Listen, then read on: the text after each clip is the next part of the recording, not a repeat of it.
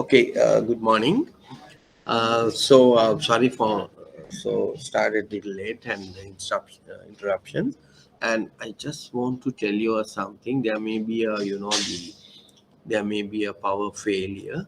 So if the power failure, the systems go off, and then the IBSL team need to be reactivated using their generator, and then it will take 5-10 minutes, right? At any time the system's out, so we will come back to you after maximum of 5 to 10 minutes, right? So don't remain in the lecture, and then we will continue because of this thing, or otherwise you can watch the recorded version. Okay, let me first introduce about the postgraduate executive diploma in bank management and managing people in organization, right? Managing people in organization. And and this is another important area. Usually you are covering when you at your graduation level, which usually the area we are going to cover also covered in the University of Sri Jawaharlal. So the students who are doing the management degree, right? So the first year and the second year syllabus incorporated into your postgraduate executive diploma, basically.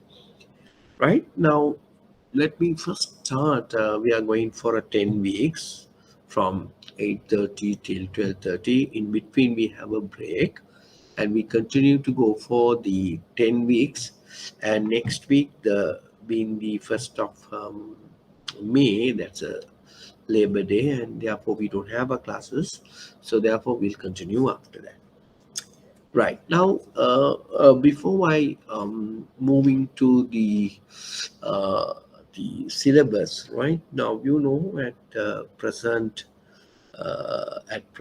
the turbulent forces of technology and some globalization, shifting of social values, change in the workforce for causing fundamental transformations to traditional work organization, right? So not like managing an organization like those days, even in the banking, right? And it is not the way in manner in which we have done earlier. So therefore, because of these turbulent forces, changing the technology, the shifting of social values, right, like that, managing such an organization has become a critical challenge, right? Okay. Now, management is a broad discipline which integrates knowledge from diverse fields. So the main aim of this 40-hour sections or module of the postgraduate executive diploma is for you to develop your knowledge and understanding of organization structures and also some theories, and what are the institutional management you come across when you're managing your bank, and how it's important for you to use your management skills to handle such issues, right? And also we need to look at it, the prevailing management styles, theories, and the practical usage of these theories in the modern context of business environment. So that is why we have this particular module in the executive postgraduate executive diploma management lecture. Okay, so this lecture series develops student knowledge on organization management, handling management issues, management skill required, and management styles in nutshell. Let's look at it now. What are our objectives? So once you complete this module, the students should be able to define and explain and discuss structures of an organization and related theories pertaining to that. And also, once we complete this section, we are going to discuss some management styles, theories, right? How management evolved into today's context, right? In really how we are going to use these theories in the practical sense in the present working situation, right? So therefore, discuss management skills, appropriate linkages, self-management, right? System management, all things we are going to discuss, right? And also we are going to touch upon the strategic importance of these skills. So we are going to discuss about what are the type of management skill you need to perform or we need to know, right? Okay, right. So therefore, in this situation, managing people, as you're well aware, in organization, is concerned with the people dimension of management. Managing people in organization is concerned with the people dimension in management.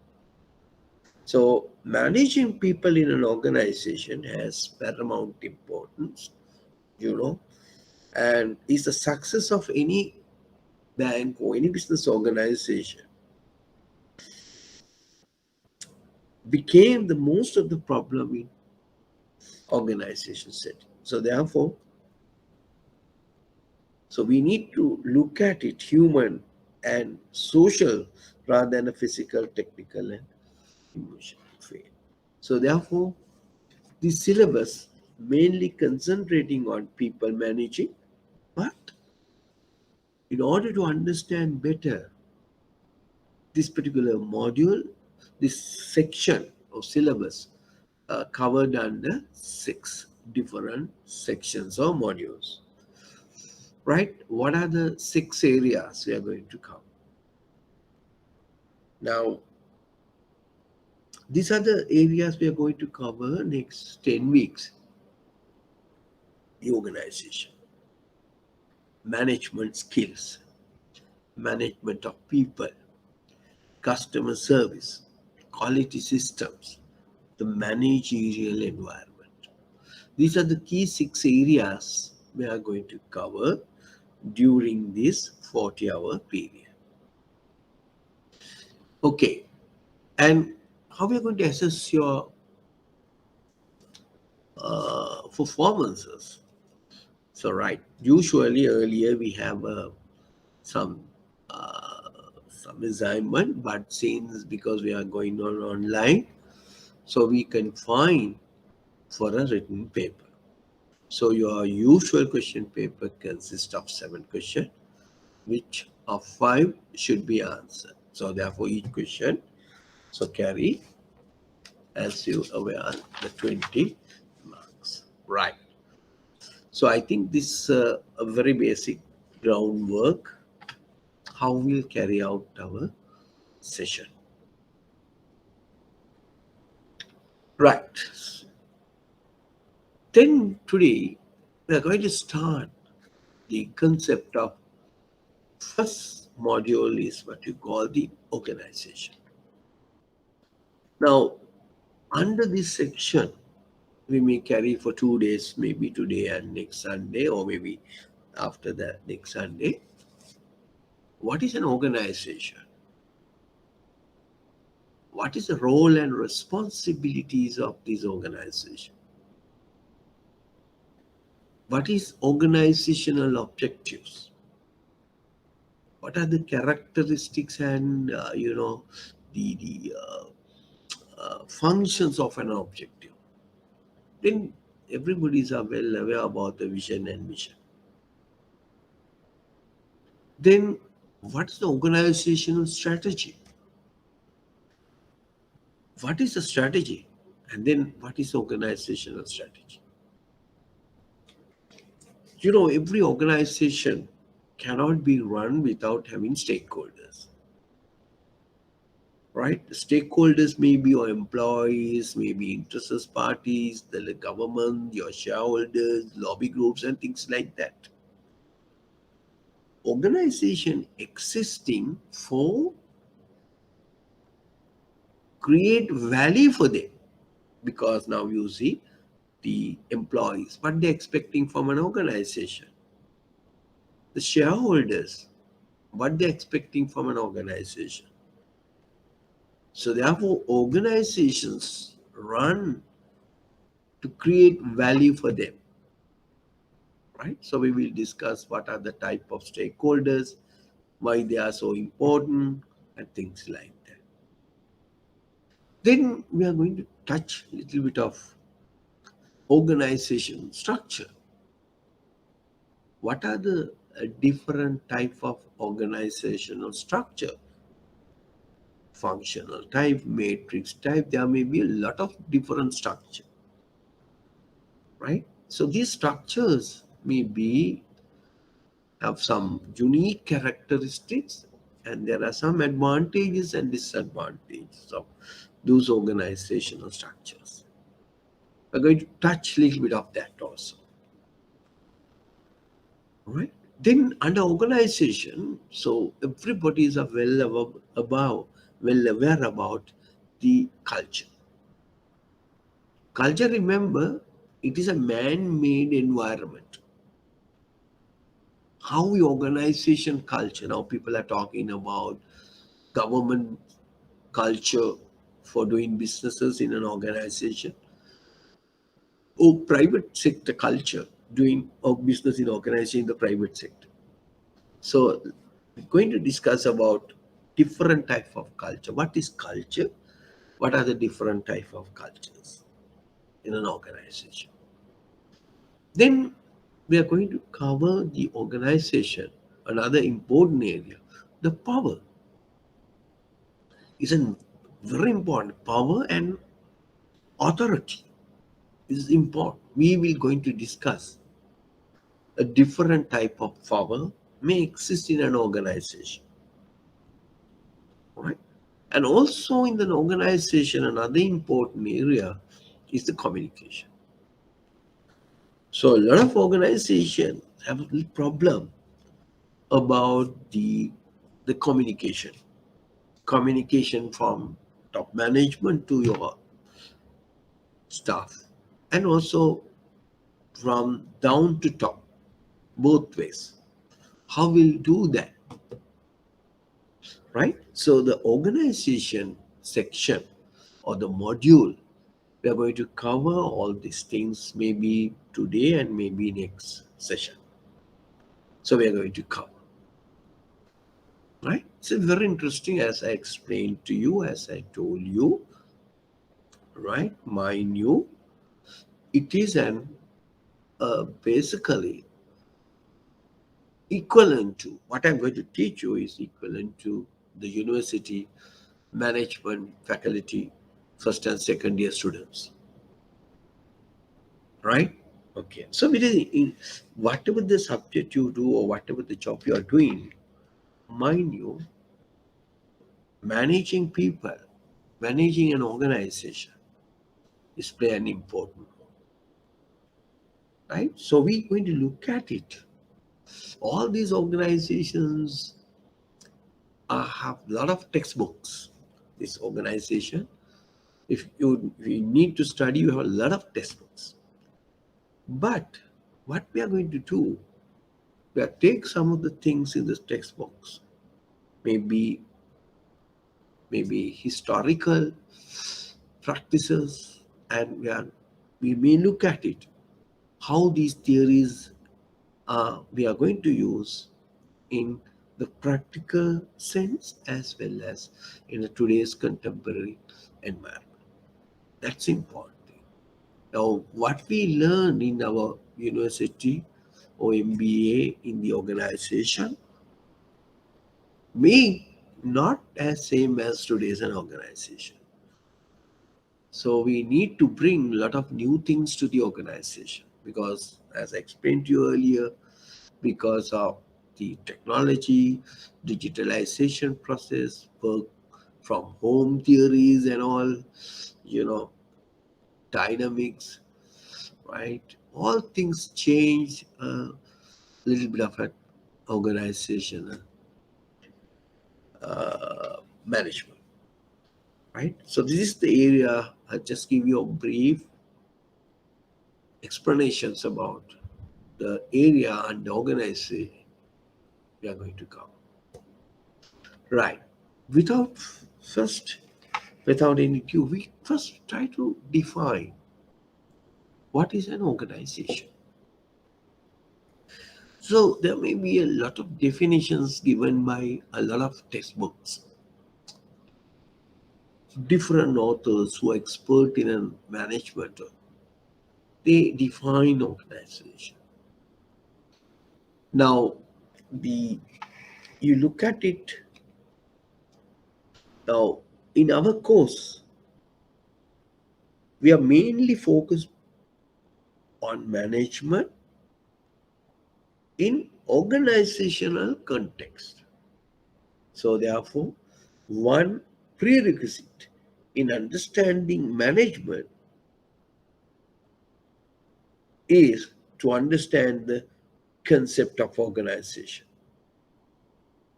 So therefore, we need to understand what is an organization. Now, Stoner and the Freeman, and he's the well-known author and written a lot of management textbooks. Usually, you see in the green books. So Stoner and Freeman done a lot of research in the management area, and he has defined what is management, what is an organization. He said a group of people working together in a structured and a coordinated fashion to achieve set of goals, right? And you need to understand all organization will have a unique set of goals. And why goals are there? Set up to meet variety of needs. Goals are there to meet variety of needs of the people, right? And organization defined by Stone and Freeman, a group of people working together in a structured and coordinated fashion to achieve a set of goals. And there are another set of authors define organization and as a tool used by people to coordinate their actions to obtain something they desire or value. That is something a little new. Then again, the Robinson Carter has defined organization as it is a deliberate arrangement of people. It is a deliberate arrangement of people to accomplish some specific purposes. Right. So those are the some. There are you can see different type of definitions about an organization. But in the most recognized or most recent definition used by Chartered Institute of Management, or what you call the SIMA, as well as the university level, the more recent one, right, developed by Bushner and Hodgson in 2012-13 area. This just 5-10 years ago. What he say now? Every remember any definition. There are some keywords. Now you may look at it.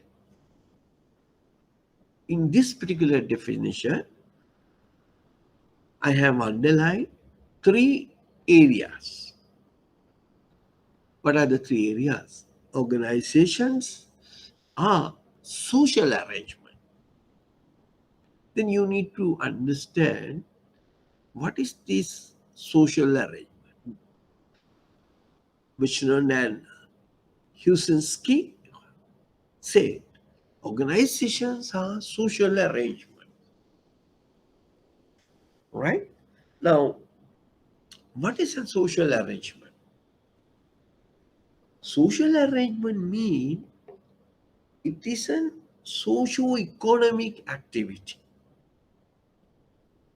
It is a social economic activity. So someone alone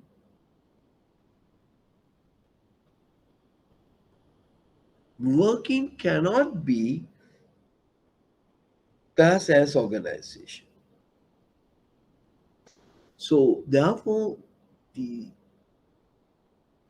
social mean there are a lot of people are working together. That's what Stone and Freeman said.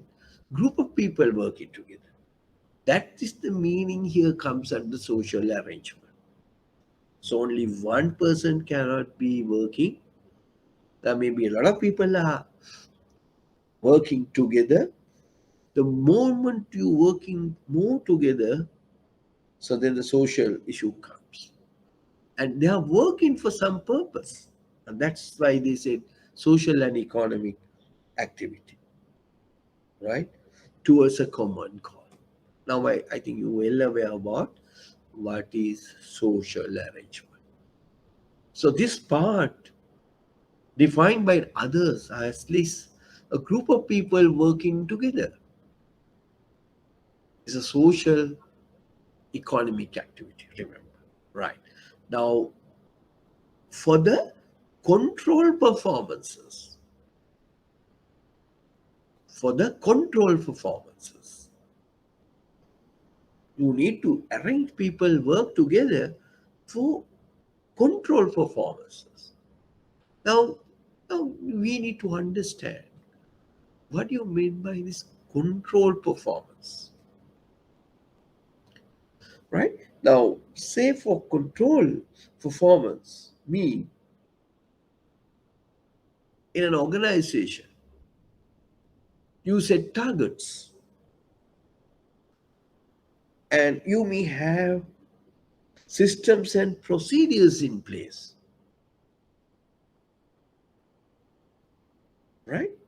So you have to achieve your organization goal or your whatever the things you're going to do in a control performances. It has to be falling in line with your systems and procedures, right? It is important. You can't just go beyond your boundaries, right? For what? Why you need to have a control performance? To achieve your collective goals. Now, what is collective goals? The set targets, right? So the goals, example, I can tell you the goals. What is your company goal?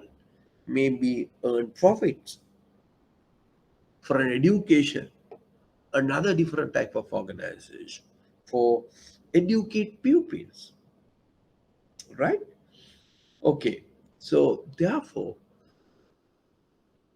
Bushman and Helsinki, the latest definitions about organization, they said it is an organizations are social arrangements for the control performance of collective goals, right? So you need it's these key words which I am underlined have a lot of meaning, right? Now I'll give you an example. You take a football team, right? You take a football team. It's an organization. So how you use this social arrangement, control performance, and collective goals?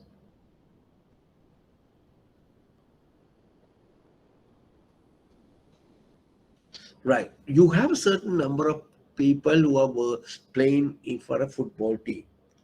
So therefore, it's a social arrangement. Now, control performances. So each and people are given tasks. You say so, front uh, goalkeeper, right? Okay. Some players are protect the goalie, right? Front people, middle people, and back people. There are some position allocate for them. So they need to work out in their uh, different tasks, right? Okay, and finally, the goals is the number of hits, right? Okay, just for you to give an understanding, what is an organization? I hope you understood what is an organization, right?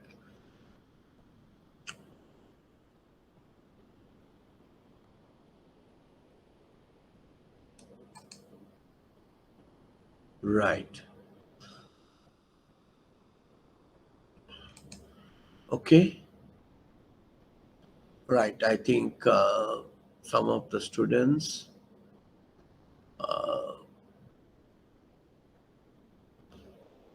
you need to understand what is an organization. Okay. Now we're moving to having clearly understood what is an organization. Then someone can ask, why do we need organization? Right? Why do we need organization? So organizations enable people to share skills and knowledge. This can enabling people to perform tasks that they would be unable to achieve on their own. Knowledge also can be shared between all the people within the organization. That is what you are calling about when you look for a job, you're asking for an experience, right? So organization enable people to share skills and knowledge because certain tasks cannot be achieved on their own. Certain tasks need to be achieved group of people. So while having sharing skills and also you are gaining knowledge. First point. Second point is the specialize. Organization and enabling people to specialize. So the individual workers can concentrate on a limited type of activity, right? So this allows them to build up a greater level of skills and knowledge than they would here if they attempt to good at everything, right? That's organization facilitate to people to specialize. And also organization enable people to pool resources, save time and money. Now this results in synergy where organization can achieve more than the individuals could on their own, right? Now, for an example, you must be knowing that synergistic effect. Now, usually in arithmetic, we'll say 1 plus 1 is equal to 2. But in a synergistic way, The 1 plus 1 is more than 2. If you're working as a team or a group, you can do better. So for that, you pool resources. Now, I'll give you an example. Now, you are requested to organize a bank social event. Okay, let me look at it. Say, okay, some food distribution to the, say, example for COVID-19. So your bank. So there are some people who have suffered. You need to distribute some foods. Now, what you are going to do? You may appoint a committee. Different skills, save time, social needs, satisfy, all things will fulfill. For that, we need an organization. Right. Then we look at it. What are the type of organization you have come across? What are the type of organization? Now, organization can be categorized basically according to the ownership, according to the objectives, according to the size, according to the nature of business they carried out, according to the geographical dispersion, nature of liability, according to the economic activities. Now, I'm trying to explain to you one by one with some examples. But overall, basically, you can divide an organization into two forms. One, we call them as the formal organization and the informal organization. Right? Organization can be formal and informal. Now, formal organization created by the management, because informal organize naturally emerge as a result of regular interactions. It is not created by the management, but it is naturally it's happened. Second, formal organization is having a business objective, whereas the informal organization, there is no specific such business objective. Third, who is the leader in the formal organization? Leader is appointed by the management. Whereas the informal organization, the leader selected by among them. Now, how you in a formal organization communicate with their members? There is a organizational hierarchy. Your example, your chairman, your board of directors, and then you have a CEO, and then you have other C's categories like, right, chief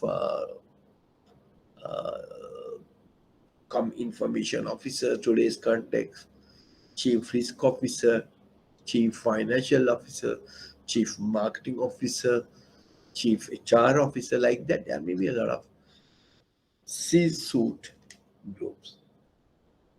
So you are communicated with them. There may be hierarchy levels. But in the informal type of organization, we usually communicate through the grapevines. There is no proper method of communicating. Grapevine mean your boss, within the organization, many people are talking. There's not have any hierarchy of communication. And usual for a formal organization, you have a systems, rules and regulation. But whereas informal organization, you may not see any rules and regulation. Instead, but they're having norms, accepted practices. We call them norms. So these are the manner in which how you define a formal organization and an informal organization. Right? Now what we're going to discuss the type of organization as I explained to you. Right. Now let me first look at it according to ownership. Now I will try to put uh, example pertaining to the banking. According to the ownership, how banks categorize based on the ownership? Yeah, we can. How can we do? Example, we have a state banks, or sometimes we call the government banks, as well as the private bank. Ownership. Then you may have the domestic and the foreign bank based on the ownership. Right? So you can categorize organization in the banks. Then you also can identify an organization according to the objectives. Now, one important thing, profit and non-profit organization. Profit oriented, non-profit oriented organization. NGOs, they have different objectives, but not the profit, right? According to the objective. Then you look at the according to the size. Now, if you take the Sri Lankan banking again, you can categorize. Do you know how many banks in Sri Lanka? We had around 30 banks, licensed banks in Sri Lanka. From that, around 24 are commercial licensed commercial banks and 6 are licensed specialized banks. We have a leasing companies of 3 and around 38 to 39 of bank finance companies. So banks can be categorized based on the size. Size you define in terms of asset base. In Sri Lanka, banks can be categorized large banks, medium banks, and also in the present context, banks can categorize as domestic significantly important bank, systematically important bank, and others. And one factor we are going to take into account of categorizing systematically domestic systematically important bank as one parameter is the size. Or other method is the size uh, in terms of how can I put it? In terms of asset base, the banks can be categorized large bank, medium bank, small bank. Above 500 billion asset base, between 200 to 500 billion asset base, and less than 200 billion asset base. Right? So that's the way you can categorize. Or otherwise, you can categorize your organization like SME, right? And micro sector, like that. Micro and SME. Because of the size of the employees, businesses. You can categorize the organization. Right now, what I'm explaining, how can you define or how can you identify the different type of organization? Then, according to the nature of businesses, how is that? So, there are some organization they develop and marketed products. Some banks, some organizations, sorry, market the services. Now, banks are selling services, whereas the Unilever is selling product. Nature of the businesses. Example, according to the geographical dispersion, some people we call domestic and the multinational. Geographical dispersion. We say multinational organization where they have a different geographical dispersion. Areas they do the businesses like Unilever, McDonald's, Coca-Cola, Pepsi-Cola. So a lot of geographical dispersion. And also according to the nature of the liability. So in Sri Lanka, we have very famous, but limited and unlimited liability. Companies, corporations, governments, sole partnerships are unlimited. Unlimited, but there is a limited liability. Right? Again, you can categorize your organization.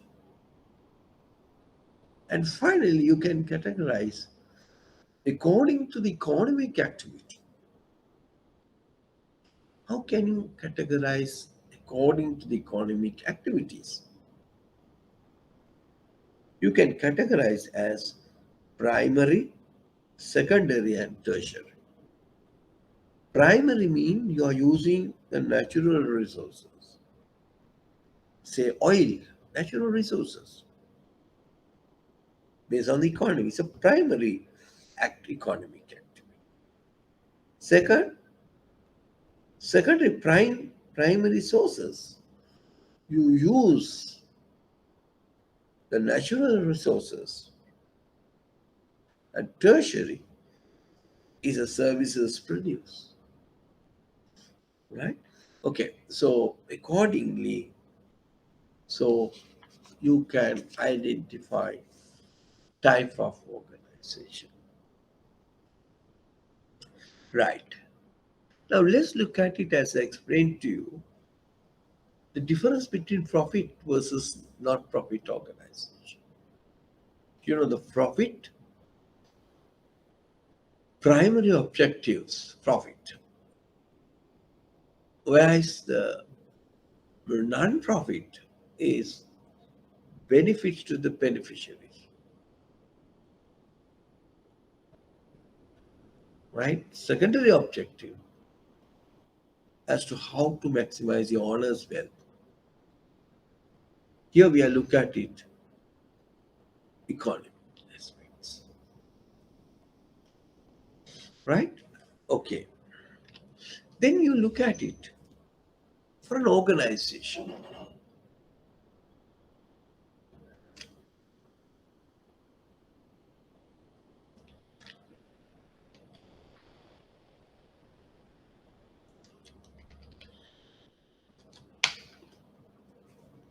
You look at it, hierarchy of aims. Hierarchy of aims. Now, I think you may heard about vision. You may learn about missions. You may learn about goals. Also, you may learn about goals. And you may also learn about strategies in organization. The people who are basically learning about the strategic management, for developing a strategic plan for your organization. These are the keywords. In organizational context, let me try to understand what are these hierarchy of aims, how they differ one with another, right? So I think every organization you must have a vision, right? And every organization must have a mission. If you look at it, your bank, annual report, or your website, or your training room, training managers, or training or department room, you may see vision and missions of the organization. Now we try to understand what is a vision. Very simple version. Now, if you put it, a vision is a picture of the preferred future of your organization. It is a picture of the preferred future of the organization. Because it's inspire and aspiration, right? And a vision is give you a direction to your organization. This is the way to go. It's some sort of a motivational guidance for the entire organization. Where your organization is going,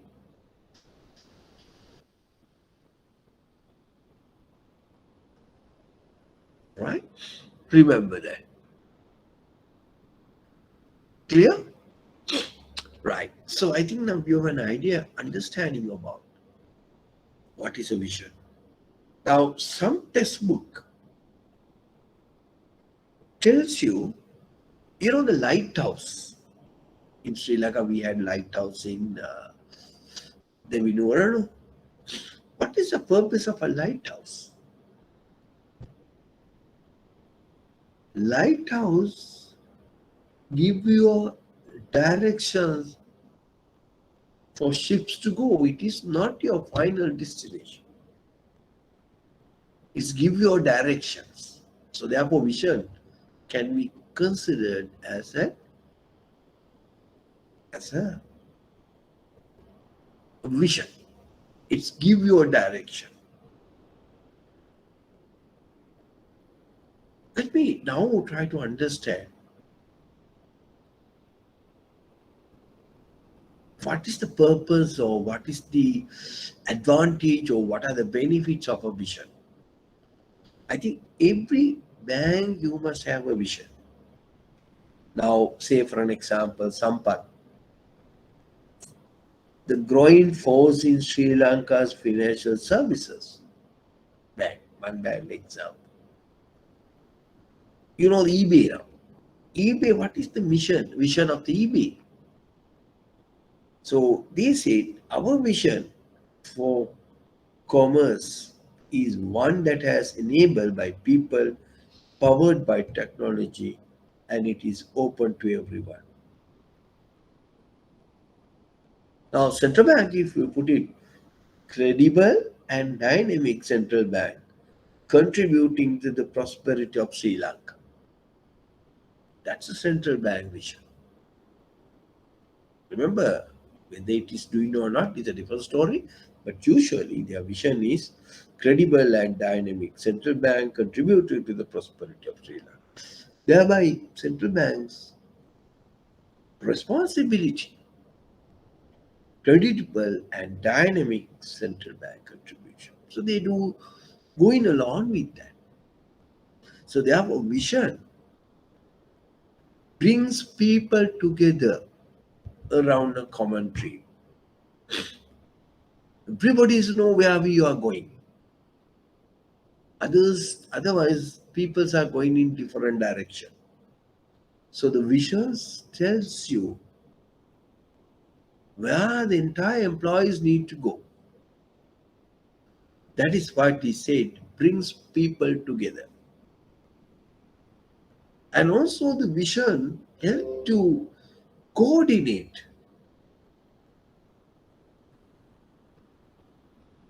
right? Helps to coordinate the work of different people. In organization, there are a lot of different type of people. Some are in the marketing, some are in the operations, some are in the assets, some are in the risk, some are in the compliance, like that. But visions coordinate the works of the different people. This is entire after my entire bank need to go. So the visions also helps everyone make decisions. And also vision, as I explained to you, builds the foundations of business planning. Now, I think you may be aware, every banks need to prepare a strategic plan for your organization. Every banks need to prepare a strategic plan for your organization. That's a regulatory requirement.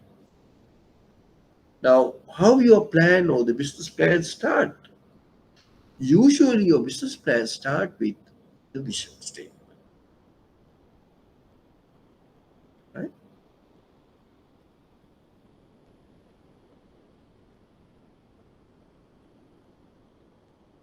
Now, it will tells you challenges for your business present state,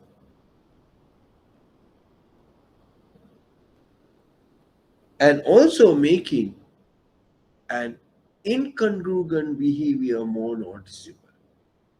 Your organization's group of people are not congruent, but it can be easily noticed by congruence being doing together.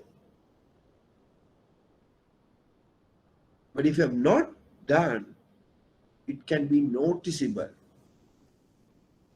That is the importance of vision, right? It should be, as I explained to you, something, some aspirational. It inspire the members of the organization.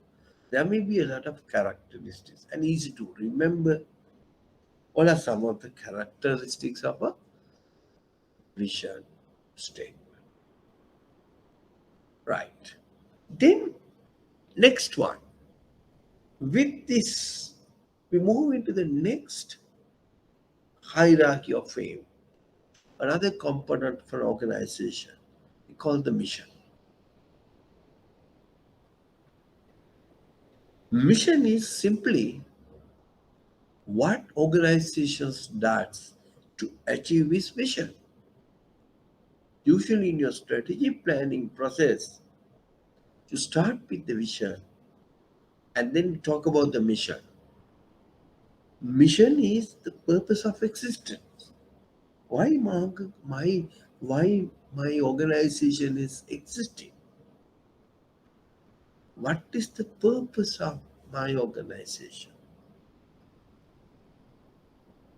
Right? Now, because the vision is often expressed as a dream or idea, a mission helps to clarify the practical aspects of what the organization will actually do. Now, I'll explain to you earlier. Vision is something, a dream, a picture of the preferred future for your organization. So, therefore, it is less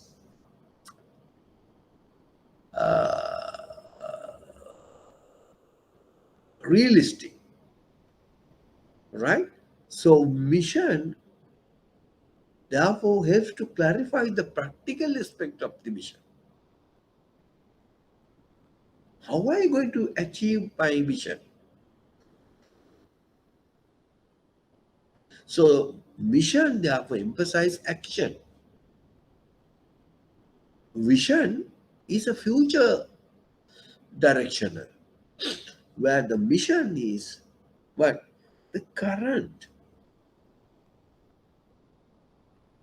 That is why it's emphasize actions using such words as support, involve, assist, contribute, provide, like that. And also remember,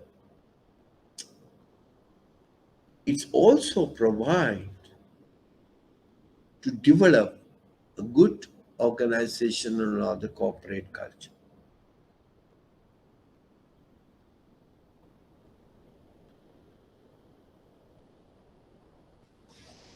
right? I think now you may have an understanding about the mission, right? Now, if we look at it, what are the areas you need to incorporate in your mission statement? What are your products? What are your businesses? You need to explain your mission statement. What is the market you're operating? What are the type of customers you are catering? What are the type of technology and operational capabilities you're using? What are your values about the organization? How you fulfill your stakeholders' requirement, right? There are some areas you need to incorporate when you're developing a mission statement. If you read any organization mission statement, mind you in a position to understand what are the type of business you're involving in.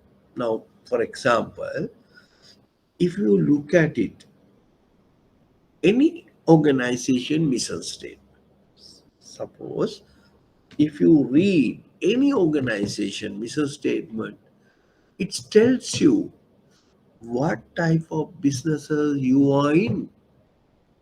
You can identify the business they are involving in, right?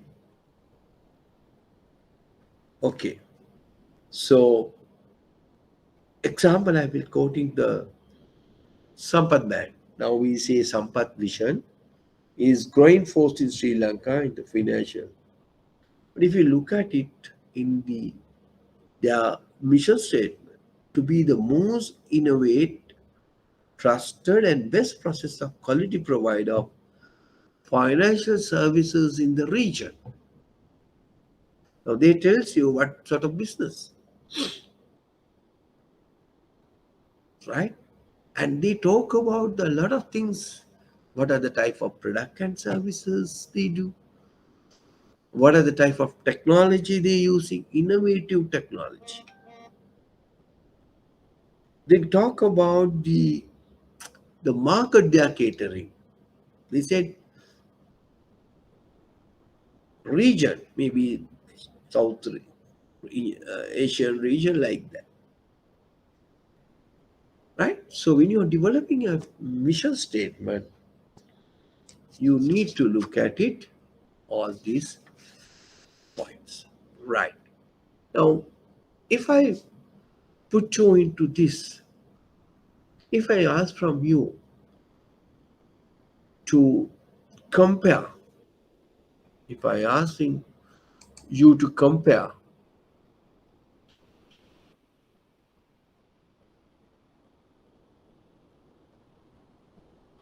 right? What is the difference between vision and a mission? How can you compare vision and mission? As explained to you, vision is a more broad, whereas vision is narrow. Mission is there to achieve your vision. It's give you the direction the organization to go. And mission is the purpose why your organization existing. And also we talk about mission is a current, whereas the vision is a futuristic. You see the differences, right? But all are strategic planning component. Business aims, your hierarchy of aims, if you put it in organizational perspective. Right. Now you know what is vision. Now you know what is mission. Then you need to look at it. What are goals? What are goals? Now, in very simple terms, goals refer to desired targets to be achieved in the future. Desired target to be achieved in the future. The basic goal of any organization, therefore, should ideally be to be served the human society, fulfill the human needs, or maybe upgrade the living standard of the people, or whatever the business you do. Now, Mintzberg, we will meet him little later on. Henry Mintzberg defined goal as the intention behind an organization decision or action.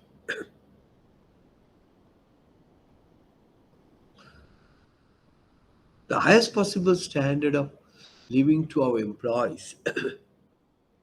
It is a goal that may be difficult to measure and realize. But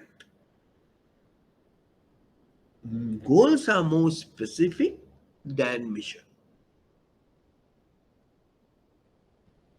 right? Because of the uh, when you're compared with mission, it could be measured,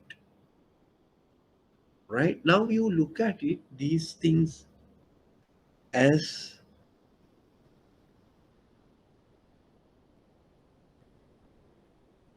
increase the net assets of owners, to enhance employee welfare and development, to maximize customer satisfaction, to achieve financial stability, fulfill social responsibility. Those are the main goals, right? Okay. Now we have identified hierarchy of, now what we are discussing, hierarchy of aims in an organization. We discuss what is vision, and then we discuss what is mission, and then we discuss what is goals, right? And then we discuss what is goals. Okay, now we moving to goals, also not like mission, but it's little bit of more precise than mission. Then you look at it, the objective, more specific, end results, goal or target than an organization, more specific future direction. Usually, what is the acronym often used when setting objective? Is SMART. Sometimes we call them as those are characteristics of an objective. Those are characteristics of an objective. So we'll take one by one and try to explain to you. Now, S is stand for specific. S stand for specific. What is specific means? It's you need to clearly express. Now say in your bank, you set an objective. I want to improve performance. It is very vague. Why? I mean, improve performance in what ways? It should be very specific. Then you can say, improving the operating profits. Improving the operating profit.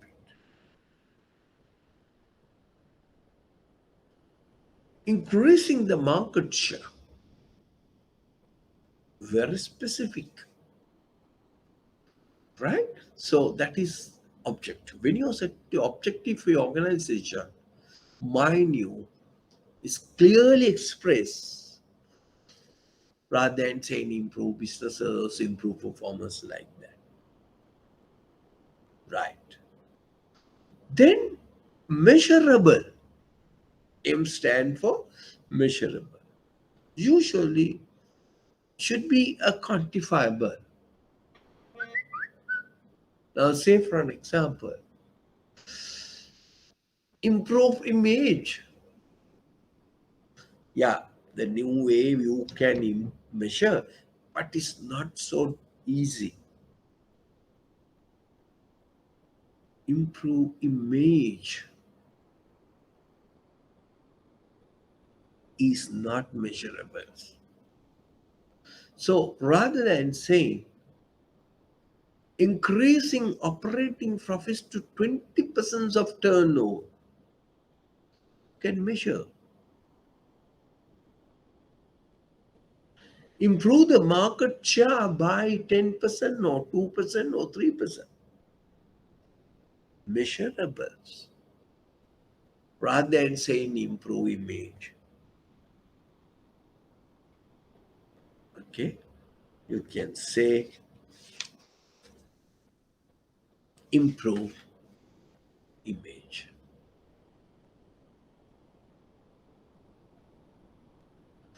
Then you look at it. What is smart? S specific, measurable, A achievable. What is achievable means the objective we perceive as achievable of those being held responsible for achieving them. Now, achievable mean you can't say unachievable means like say your present your bank is having a market share of present you have a 5%. You say I'm going to achieve your market share from 5 to 25%. Can you achieve? Very difficult, right? Or maintaining your existing market share. Or maybe 2 to 3 to maximum of 2 to 3%. Yes, achievable. But now achievable means you can put your present market share is 8%. Say for example, you're going to achieve 1%. Yeah, it's achievable, but it's not challenging. So when you're setting an objective for your organization, one thing you need to look at achievable, but also you need to look at it. Your objective should be challenging. Right. Now we discuss three characteristics of an objective: specific, measurable, achievable. Then another important characteristics of an objective is relevant. What do you mean by the relevant? Means directly linked to the overall goals of the organization.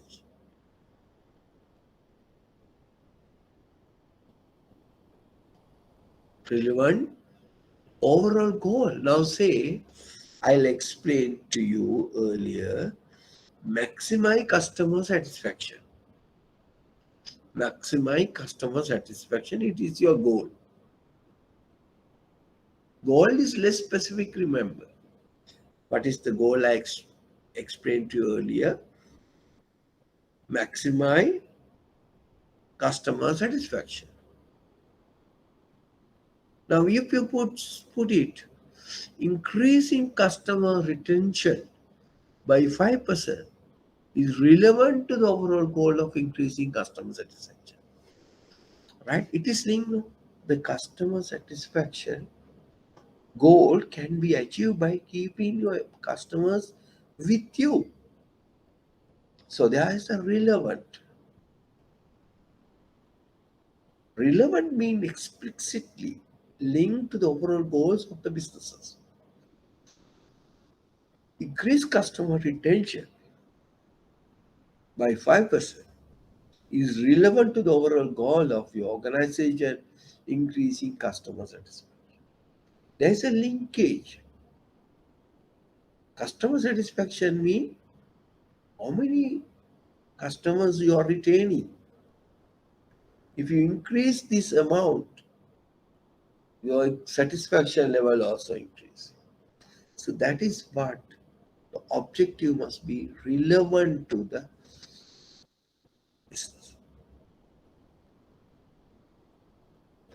Right. Now I explained to you earlier, you can't say, I am going to say your bank objective. You are going to put the market share, right? Very specific. Market share increase by 2%. Very specific. What is specific? It tells you, clearly express what you're going to measure, market share. And measurable. Yeah, can market share measure? Yes. You take the performance of the other business area and you put your market share. It's your measurable. And it is an achievable? Yeah. Why? Achievable mean, yeah, 2% can be achieved if you put 10, 15%. Relevant? Yes. It's linked to your organization's goals. Increase the, maintain the market share. Say example. Then, but it is not a specific because you are not mentioning when are you going to achieve your targets, objectives. You need to put your objective in a time frame. I'm going to increase my market share percent 2% to 3% in year 2022. Then is very specific. Otherwise, it may be next year, maybe another 2 years. It's simply said. If your girlfriend of yours or anybody who's asking, when are you going to marry me? When are you going to marry me? So what's your boyfriend or girlfriend need to tell? Am I going to marry you? It is not smart. Why it is not smart? He said, yeah, I'm going to marry you. Why? Then the next year, a girlfriend or a boyfriend asking, you promise me, I'm going to marry you. Or you are going to marry me. Yeah, still I am telling. Why? I'm going to marry you. from the girl or boy we have questions of smart. I'll ask you, when are you going to marry? Then your boyfriend or girlfriend need to give you a smart objective. Okay, I'm going to marry you next year. Then you can ask, you promised me marry me last year but not married. So these are what you call the smart characteristics of an objective. These are we call smart characteristics of an objective. Now I think you know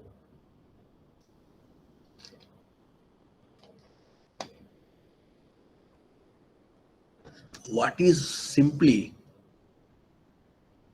the objective.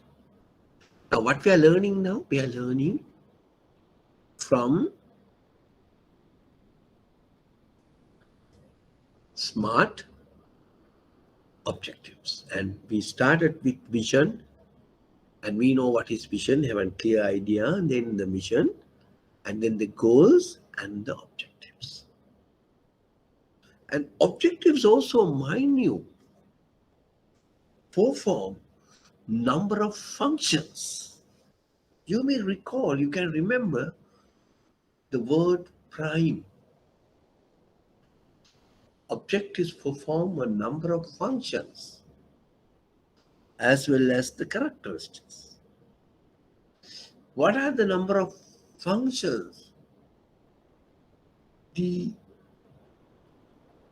objective perform?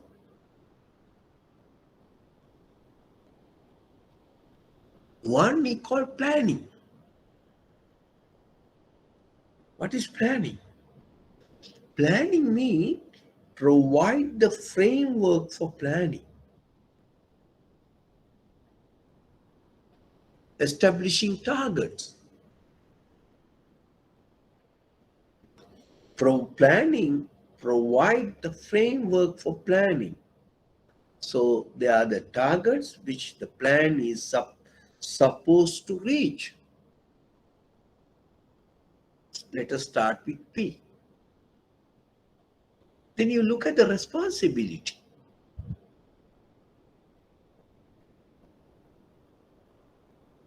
Now you see the responsibility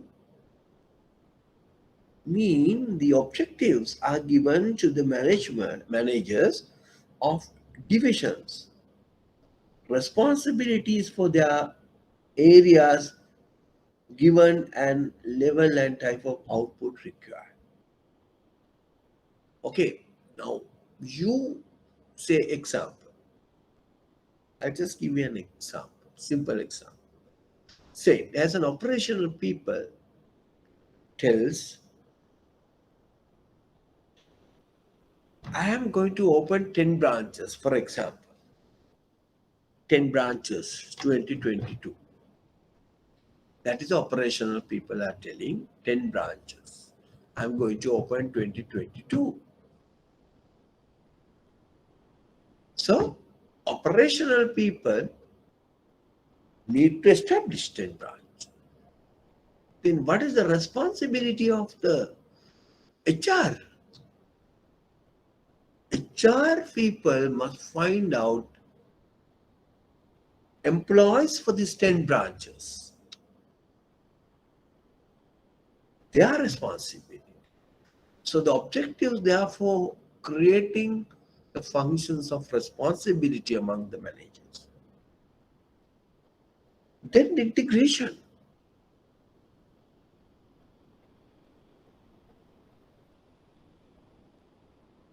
Integration means, as I explained to you, it is a group of people working together. There may be a lot of division cross-functional areas. So all has to work together. What is you going to achieve? What is your objective? Target. All people has to work together. So therefore, goal congruence, integrations needed.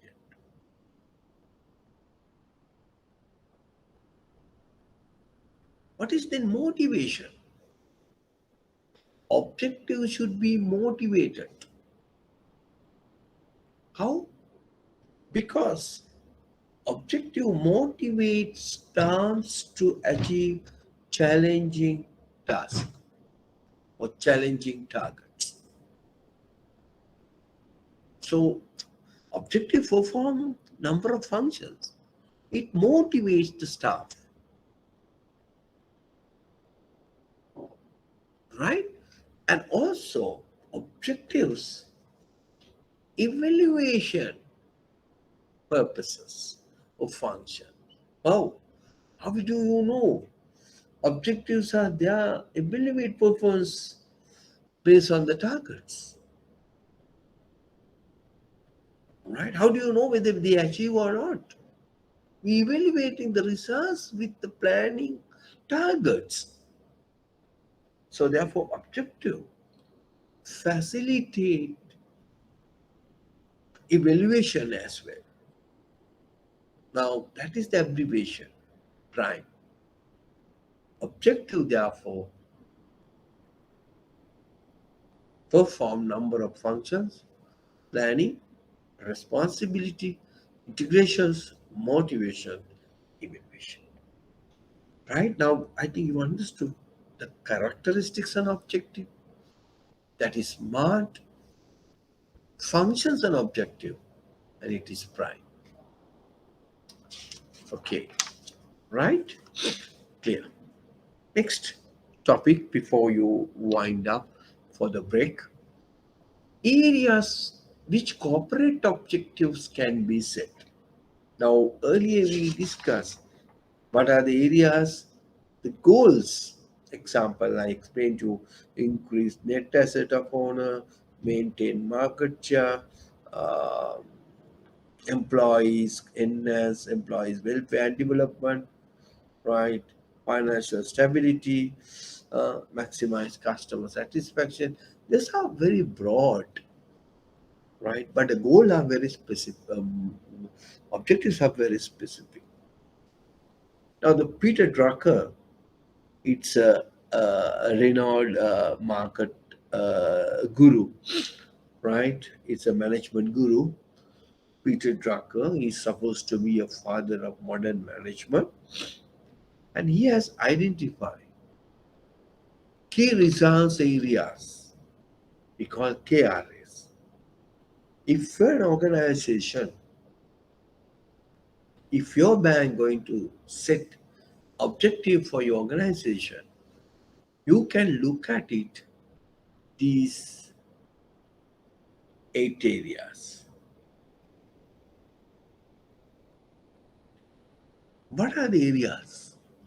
Okay, it is a market standing. Market standing, you can say the market share. What provided are to be sold in what market pricing aspects, things like that. That is your market standing.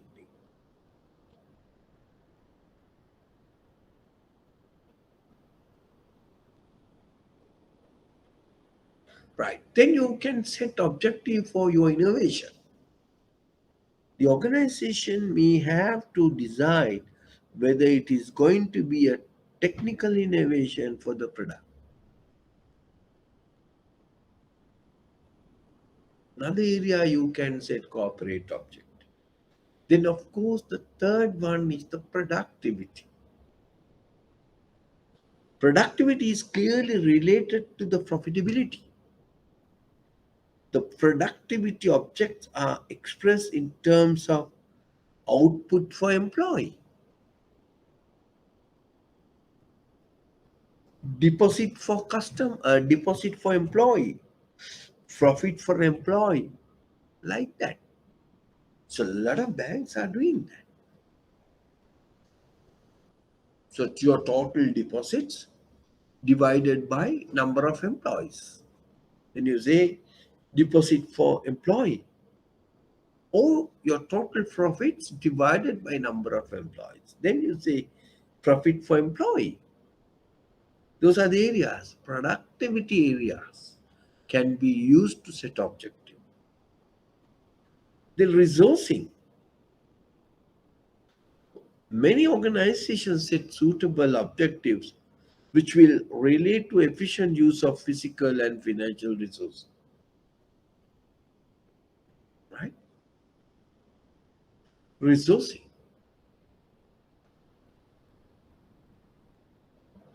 Now, example, if your branch, right, purchase or maybe hired a building, right?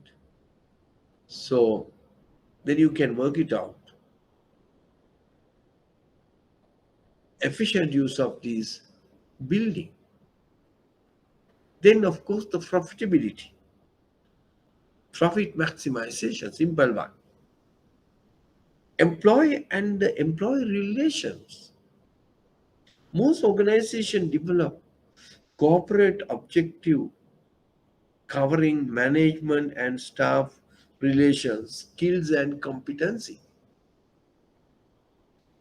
So each and every employee must at least go through a,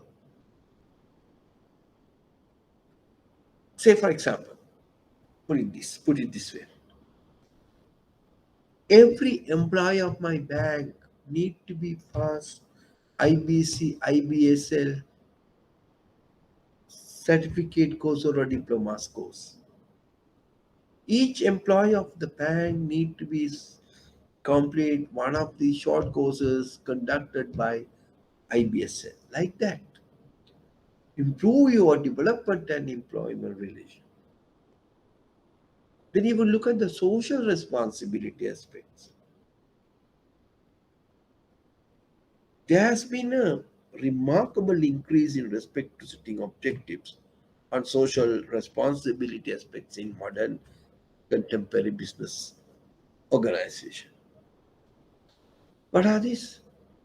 Customer protection, improvement working conditions, preservations of the environment, sponsorships of programs, like that.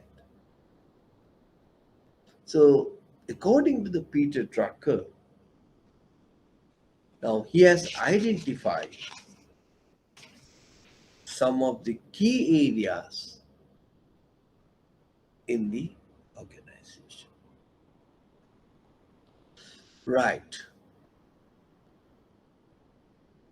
Then we move into strategy. What is the strategy? I think a lot of students may be aware about the strategy.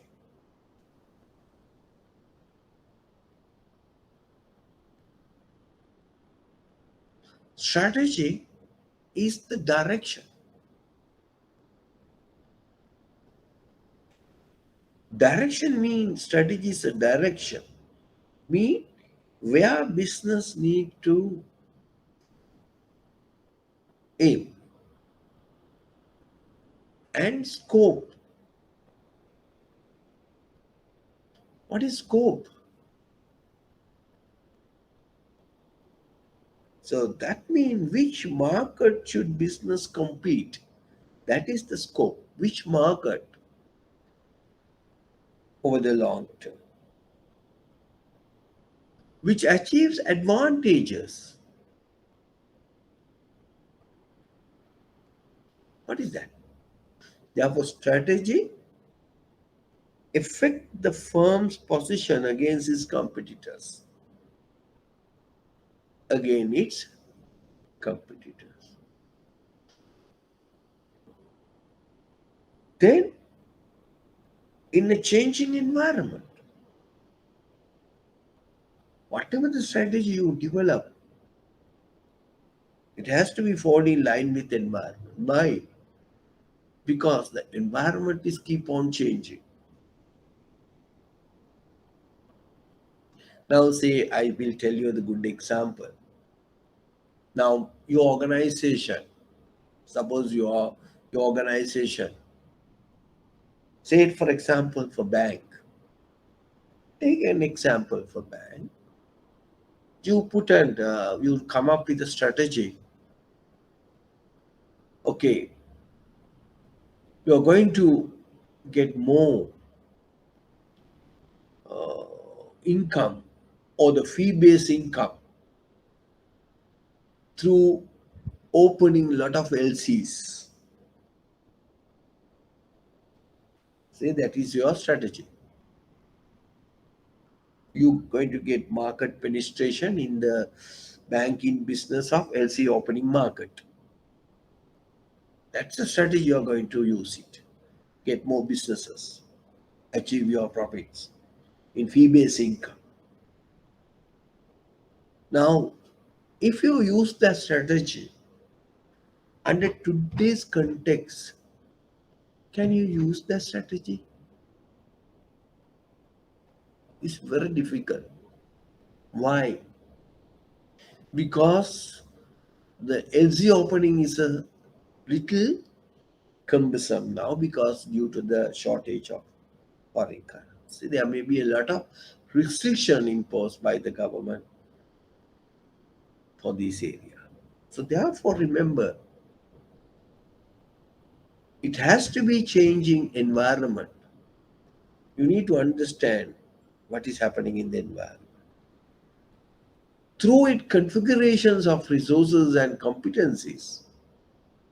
So whatever the strategy you're using, you need to look at it, your available resources.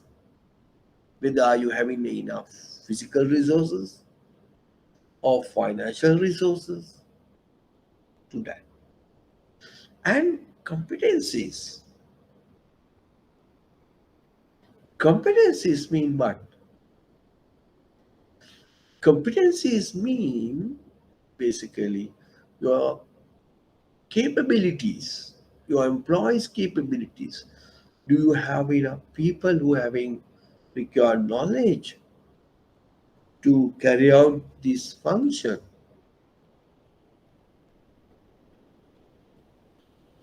And finally, strategy you need to be there to achieve your fulfilling your stakeholder expectation. Stakeholders mean people who are interested about your organization, right? Okay. Now, these are what you call hierarchy of aims. So, what are the things you learn up to now? We learn a lot of things. What are the things you learn?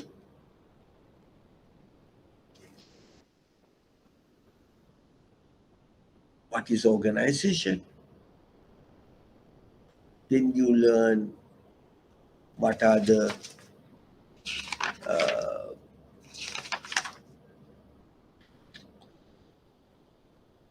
why you need organization. Then we discuss type of organization. And then when we went into discuss hierarchy of aims from vision, mission, goals, and objectives, right? And then we discuss the strategy. Now, strategy is the direction where your business need to aim, and the scope which market should your business will carry it out or operate. Long term, which achieves advantages, doing something better than your competitor. Changing environment by configurations or combining both resources and competencies in order to fulfill your stakeholders' expectation. Right? So that's a definition for your strategy. So this definition is developed by Johnson, Scholes, and Whiteman So that's the latest uh, three authors in 2012-11 area. This definition was defined by those sources. This is very applicable things, right? Okay. Then, so you noted that strategy is the direction and scope of an organization with the aim of fulfilling stakeholders' expectation. Therefore, we'll explain to you we need to fulfill stakeholders' expectation. We need to create value for your stakeholders. So we'll have a 15 20 minutes break, and then we'll start. Who are stakeholders? How can you create value for stakeholders? Importance of stakeholders, right? And then after that, we move into the structure and things like that. Okay, so we stop for a break for 20 minutes or so, and then we'll come back and discuss what is how you create value for your stakeholders.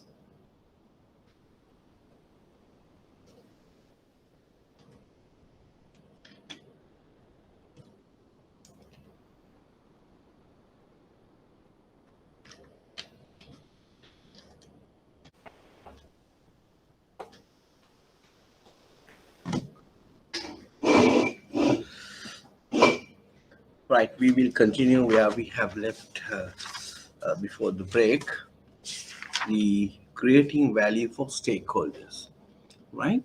Creating value for stakeholders. Now, you know who is a stakeholder?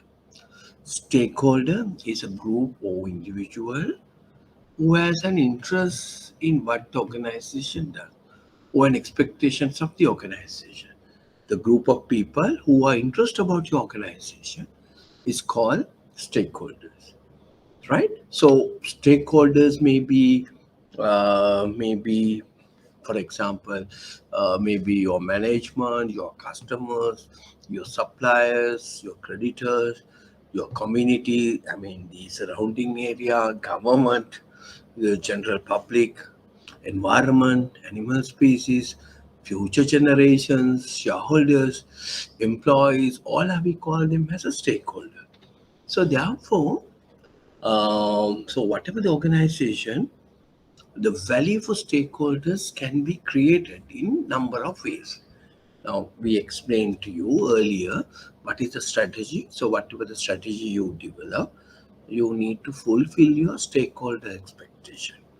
Why? Because they are the people who are interested about your organization. Right. Then how can you add value to your organization? How can you add value for your stakeholders?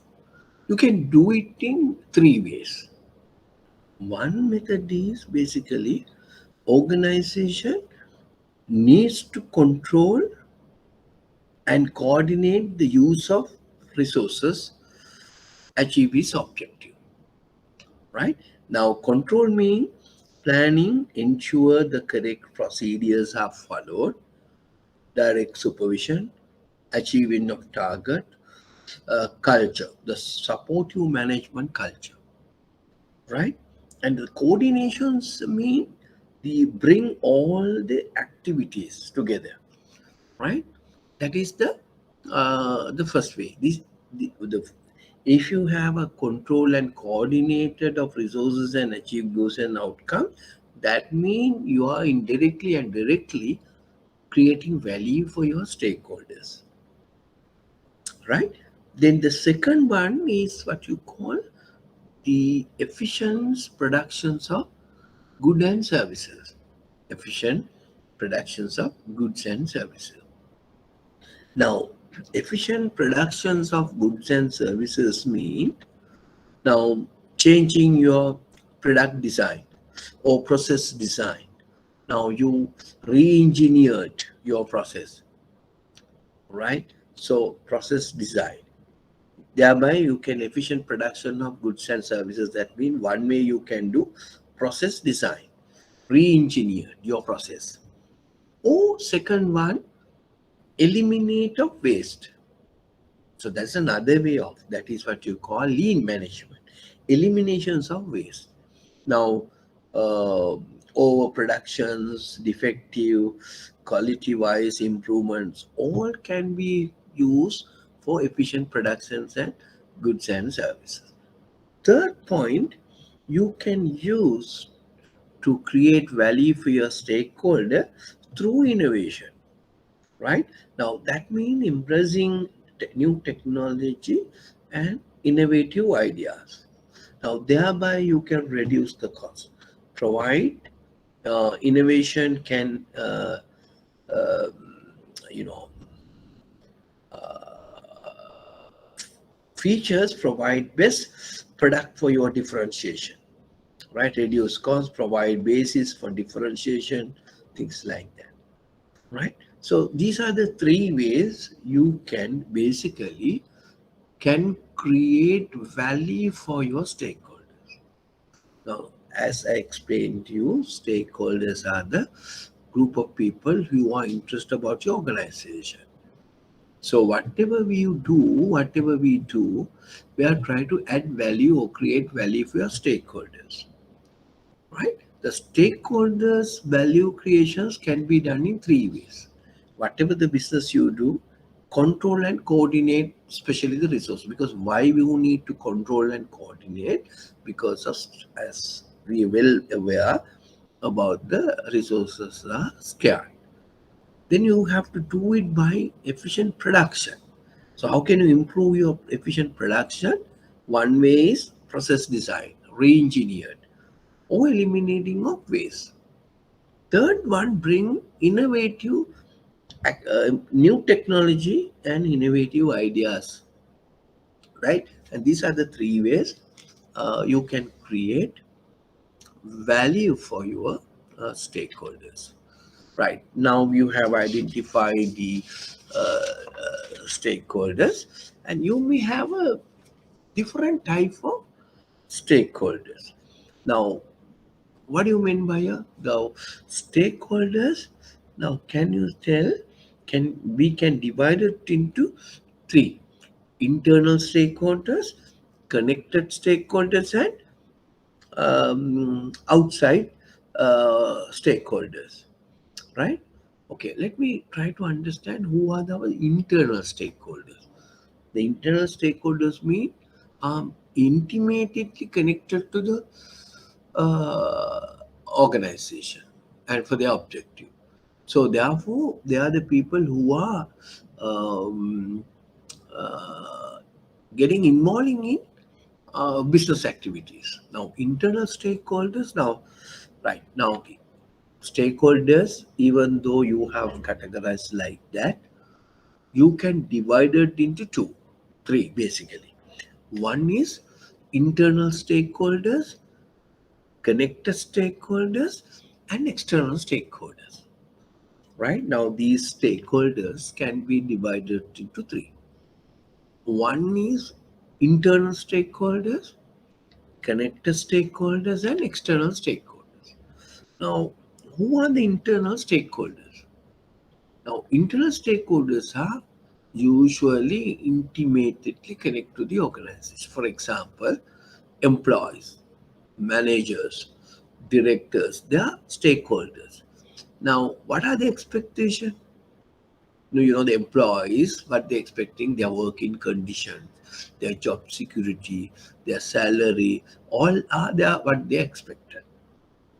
Right. Then managers, directors also they look at it. There may be job security as well as bonuses and status and all. These are internal stakeholders. Then if you look at the connected stakeholders, Now, the connected stakeholders may be sometimes the shareholder. Shareholder may be internal as well as external. Right? Now, the stakeholders are shareholders, dividends, capital growth, and the continuations of the business. That is what the shareholder expecting. What customers are expecting? Value for money, products and services. Right? Suppliers, what they expecting? Trade promptly. Financial providers, repayment of finance. Right? There are different type of stakeholders. They have a different expectation. Then the third type of stakeholders tend to not have a direct link to the organization but can influence or influenced by its activities, like community at large, the people who are in that surrounding areas, environmental pressure groups, right? Some pollution, certain pressure groups, right? Government. So what they are expecting: taxes, jobs, compliance with legislation, right? To take an active part in the decision making process. Okay, there are, you now identify, we have a different type of stakeholders, right, who are having interest about the organization in a different way, right? A organization need to fulfill all these three type of stakeholders. Right, now you need to understand who are our stakeholders. That is what I explained to you, all these things. Right? Why stakeholders are important? Right? Because we need to look at it. These stakeholders, to what extent you may get involving in organizational decision making. Right? Now, there is a matrix called Mendeley stakeholder matrix. That means based on the importance and impact about the stakeholders, you can categorize those stakeholders into four quadrants. So therefore, having, suppose your businesses, right? If you understand, if you know who are the real important stakeholders, or the impact is very severe to your organization, you need to handle them first with priority. Right now, what is Mendeleev stakeholder matrix talk about? Now we have identified, different type of stakeholders, right? These different type of stakeholders also have degree of power and degree of interest, right? Okay, degree of power and a degree of interest about the organization. These are the two x and y axis where you can categorize your stakeholders. Now you need to understand which type of stakeholder have an impact about your business organization. Remember, the power and the interest of those stakeholders are maybe different from organization to organization. Right? Some businesses, or some type of organization, all these type of stakeholders have a different power and interest. Right? That matrix was developed based on degree of power and degree of interest. Having plot them, all your stakeholders, into four quadrant, you may identify which stakeholder you need to give priority. Right? How best to deal with stakeholder concern. Right? So all the stakeholders now, like now, say for an example, all our competitors may not have, they are competitor, yeah, but they don't have the same impact like other stakeholders, competitor. Likewise, stakeholders, they have some sort of influence, but we need to understand who have the degree of power and degree of interest. And then basically, we have categorized them into four quadrants. Accordingly, we have taken some strategies, right? Okay, so with this, so we understood the stakeholders as well. Right. Now we are going to discuss about the organizational structure. We are going to discuss about the organizational structure. Now, what is a structure? Now, structure is necessary in order to facilitate the achievements of objectives. Structure is necessary in order to facilitate the achievement of objectives. Now, it is concerned with the way in which the work is divided up and allocated. Right? It's outlined the roles and responsibilities of individuals and groups within the organization. Who need to perform what and what you need to do like that. Then right structure for an organization benefit different ways. One, now this is Mintzberg right structure ensure that resources are efficiently utilized, organizational activities are well monitored and controlled, people are accountable. Now, these days, people are talking about our parliamentarians are not accountable. That's issue, no? Right, because our structure is not ensured.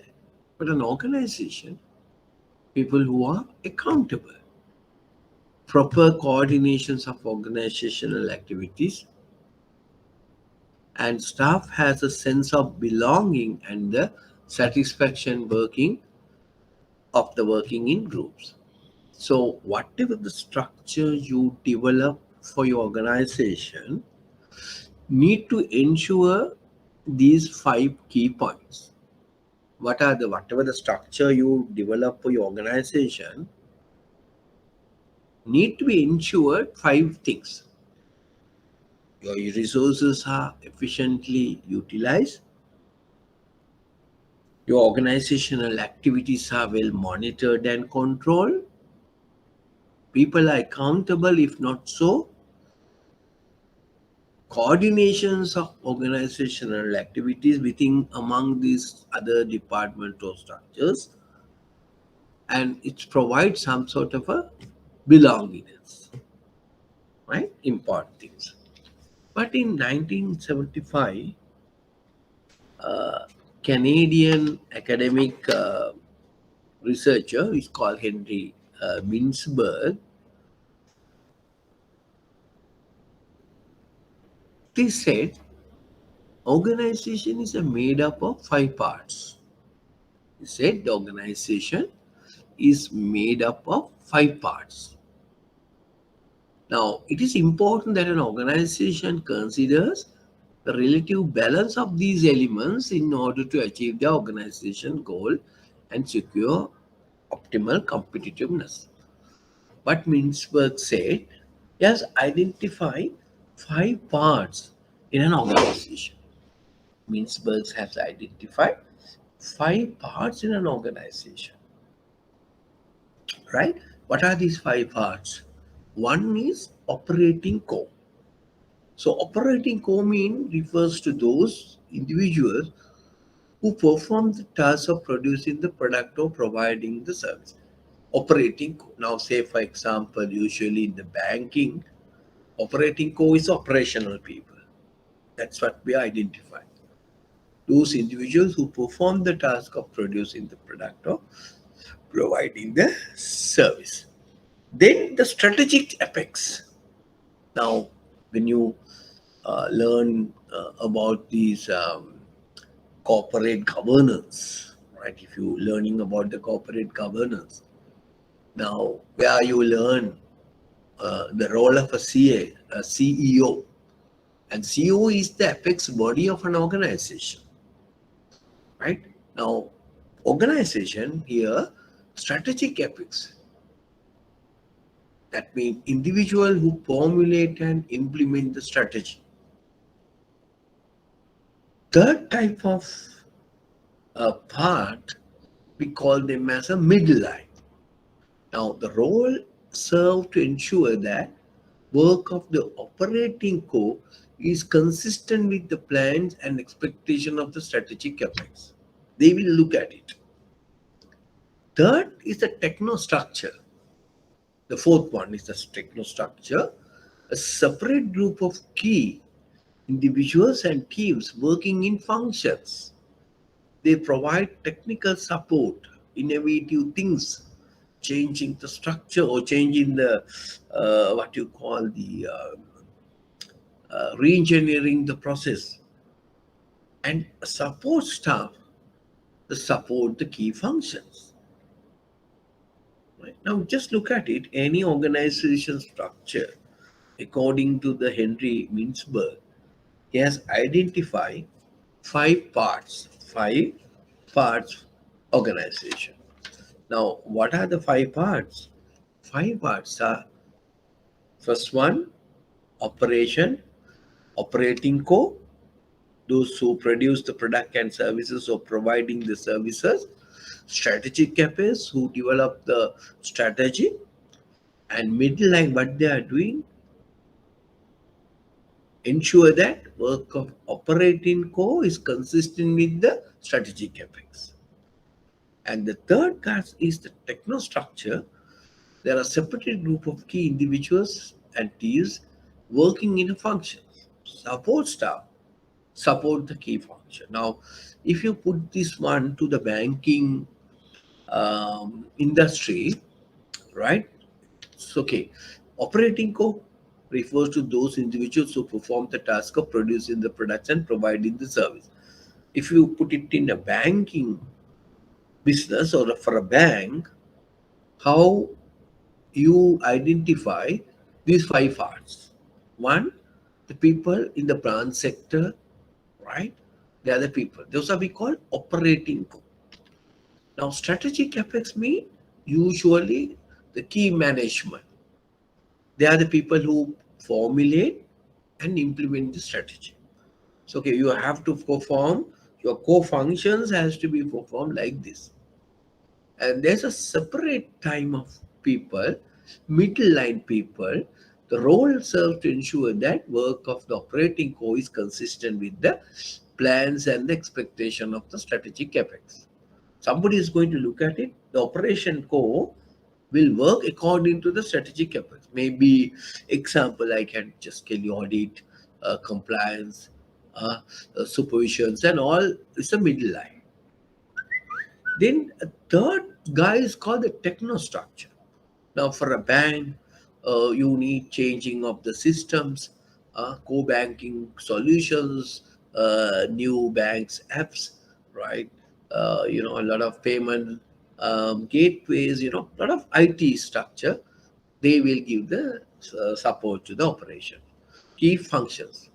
And support staff, usually we call them as support the key functions. Now, supply divisions who provide the required stationery and other things to the core functions.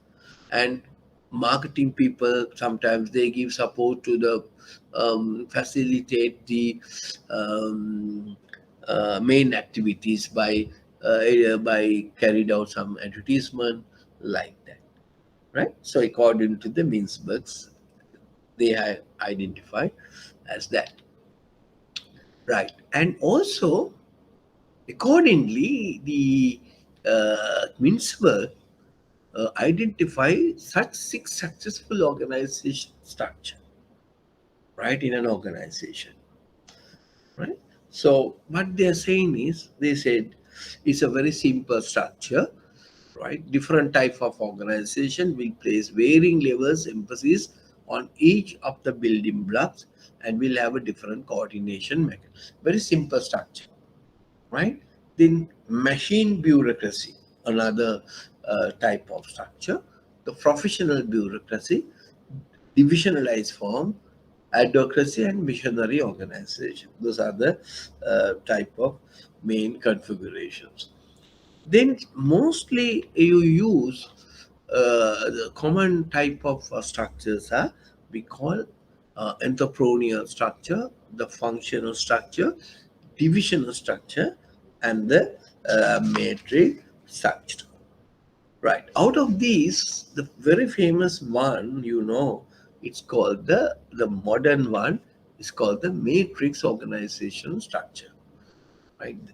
We don't want to explain all these structures, but we need to use the present organization structure where you have uh, project A, project B, project C.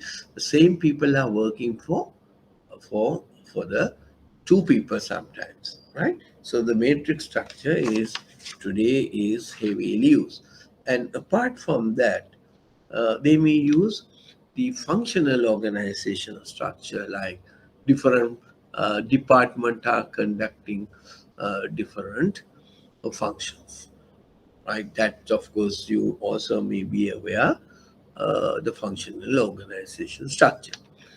Then you may have another method of analyzing structure is by reference to the level at which the decisions are made. Right now, say for an example, the decentralization. Right, example management style, ability of management, employees, geographical spread, size. Now, depending on your organization, there may be a decentralizations are taking place, right? Decentralizing අපි කියන්නේ අර බලය විමද්ද ගත කරනවා, right? Okay, that's depend on your type of organization. When we look at it, something what you call the uh, structural dimension, what you call the structural dimension. Now, which structure is the most appropriate for your organization? Now, some criticism, now we have identified there may be a different organizational structure, right? So, what is the ideal structure for you? That's depend on many factors, right? Many factors. One is the size of your organization, organizational type, the level of specialization you need, the level of formalization, the environment, culture, technological change. So those are the factors you need to consider when you're selecting a structure for your organization, right? That's called the structural dimension. Which structure is the most appropriate for your organization?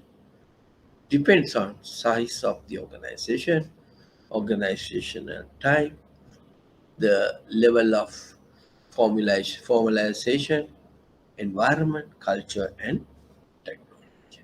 Right? So then you decide whether you need a functional organization or you need a metric organization. Like, okay, then there are different type of organization. You may have closed and open system, right? Closed and open systems. That means your organization is open. There are sometimes organizations can be look at it from boundaryless structures, right? Because of with the uh, advent of information communication technology, these boundaryless structures have established. Now, one type of such structure is called hollow organization. Now, the entire process outside the organization, entire process outside the organization, only product, design, and marketing. Now, say for example, Nike and Reebok comes under hollow organization. Then you may look at it virtual organization, right? Another type of organization we call virtual organization. A third type of boundaryless structures, we call them as a modular organization. What is modular organization? Parts of the products are outsourced. Not all things, certain parts and products were outsourced. Now, in example, I can tell you, especially for mobile phone, even for Apple, Nokia, and all, they may organize a modular organization structure.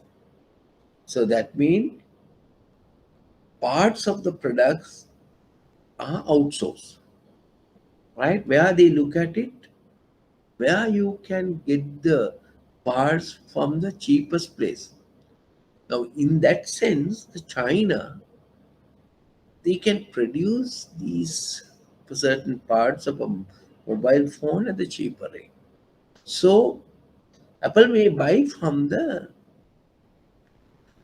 certain parts from the China. So that there are other parts from another country and like that. So that type of structure we call modular organization. Right? Now virtual organizations, all things have been taken from outside. Right? Another type. Now certain organizations are using now outsourcing and offshoring. Now, it's a very famous technical thing today. What do you mean by outsourcing?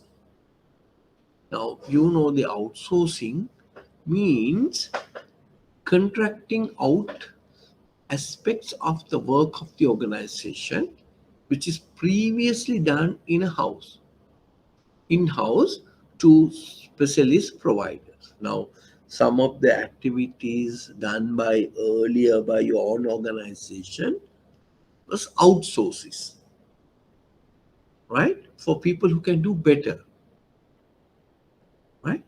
So business process outsourcing is a subset of outsourcing, contracting out specific businesses function. Now, for example, if you take for an example, now outsourcing today has become the latest mantra for companies to stay ahead of competitors in this highly competitive business environment.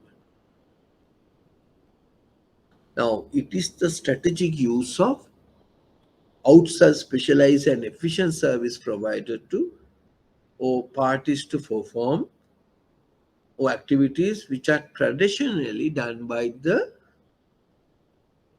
internal people. That is what you call outsourcing, right?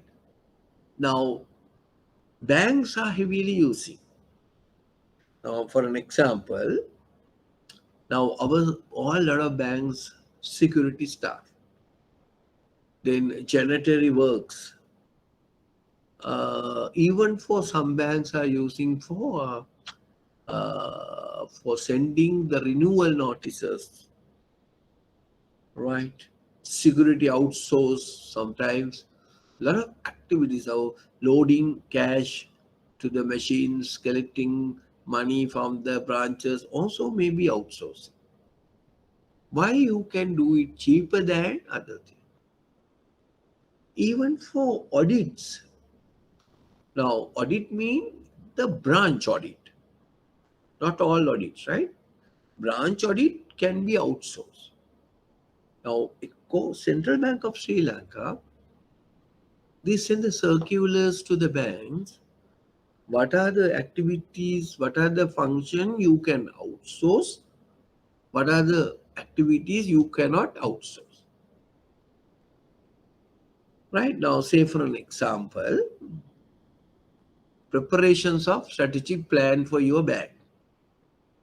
You cannot outsource. You can get the support from expert, but the plan need to be prepared by your bank itself. You cannot outsource. Second, compliance functions, you need to do it by yourself. It cannot be outsourced. Then the risk management also you cannot outsource. Internal audits, yes, but branch audit can be outsourced, but internal audit you have to do. Right? Likewise, there is guidelines given by the directions given by the central bank. There are some activities you can outsource. There are some activities you cannot outsource. There are good things about the outsource. Why you can get the specialist knowledge to do that job and also very cost effective. Your operating cost can be reduced. That is why you see in Sri Lanka we have a call center for HSBC, cheap labor, right? Okay, right. Then again, but there's a disadvantages as well because of people think they maybe lose their jobs. Then the secrecy or the confidentiality about the information once you outsource it, especially the bank, we need to maintain the secrecy of customers' dealings. Sometimes it can be when you outsource it, right? Can be leaked to the third party, right? And social unrest. So those are some of the disadvantages of outsourcing, right? Then what do you mean by offshore? Is the relocating of corporate activities to a foreign country. Offshoring is the relocating of corporate activities to a foreign currency, a foreign country, right?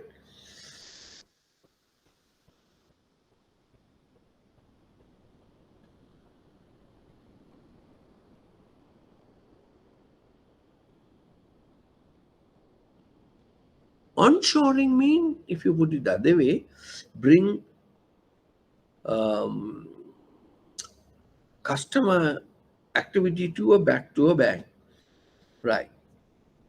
Now, offshoring and outsourcing are two things. Offshoring is the relocating of corporate activities to a foreign country, right? Then we are going to discuss about another type of activities called alliances. Now, a business may enter into a various type of alliances with businesses, creating business structures in the form of joint ventures, strategic alliances, franchising, and licensing.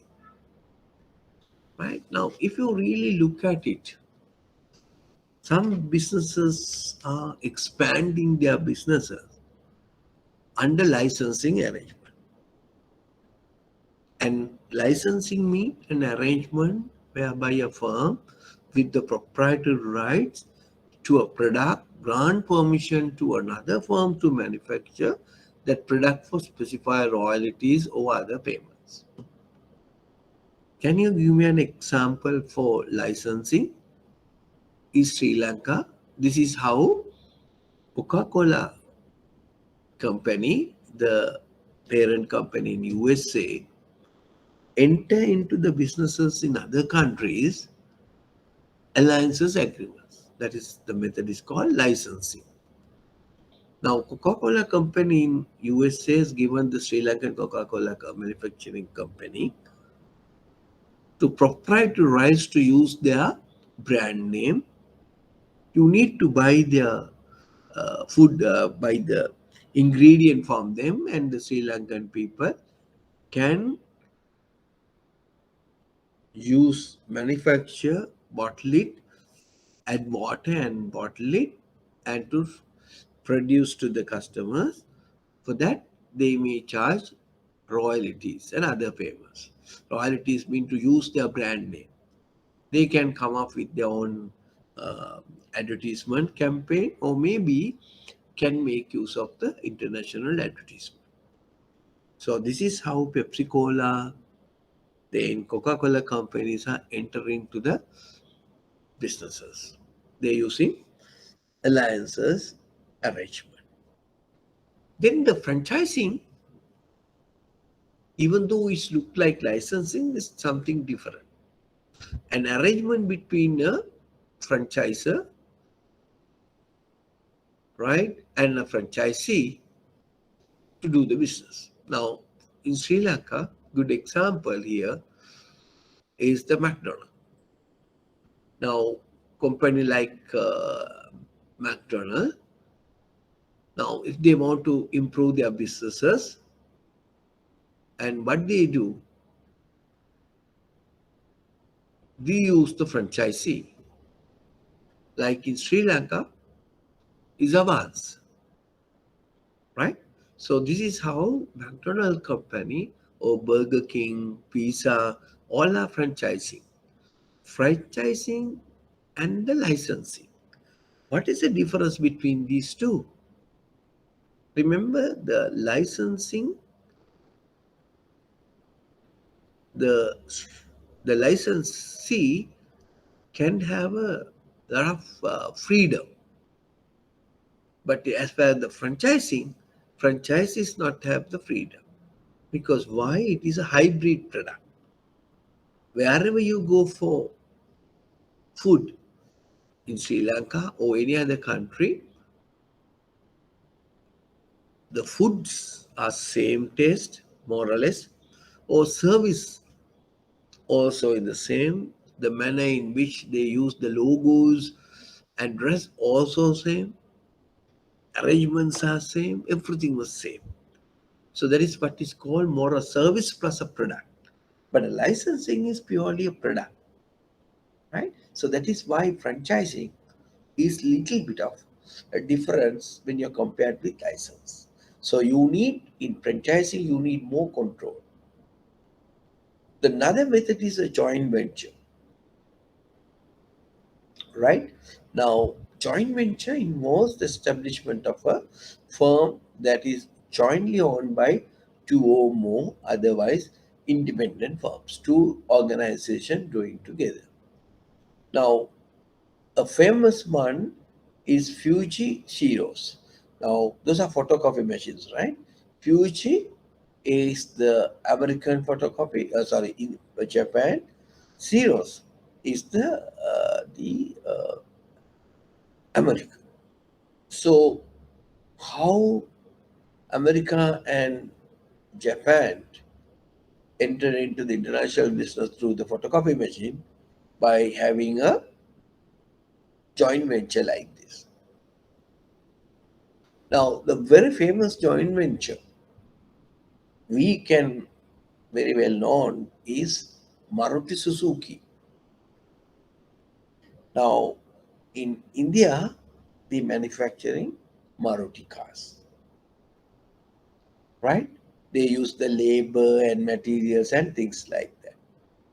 Then Japanese Suzuki company, right? Right? Suzuki company provide the technical know-how, some expertise and things like that. Right? So example, Maruti Suzuki for a joint venture. Right? Now, strategic alliances, sometimes we call the collaborate alliances, right? Another one we call strategic alliances is a collaborative alliance can be defined as cooperative, cooperative business activity formed by two or more separate organization for a strategic purpose, right? There may be a lot of um, advantages and disadvantages of this, right? Lot of specific access to gain access to specific resources, economic of scale, risk and cost sharing, gain access to a foreign market, learning, speed to market, neutralizing competitors, blocking competitors. Those are advantage when you enter into a strategic alliances. But there are some disadvantages, loss of proprietary information, management complexities, cultural issues, decisions autonomy is reducing, like that if you're dealing with two people. In Sri Lanka, for banking industry, what is the strategic alliances and businesses? Now, directly or indirectly, Lanka clear, Lanka pay. So you can collect the money from any persons, any other people, ATM machines, right? For that, the Lanka Clear do the necessary arrangement, but they may change and they may charge, right? So these are how the structure of an organization, right? Now, up to this point, what we have discussed, right, before we move into the next one, from the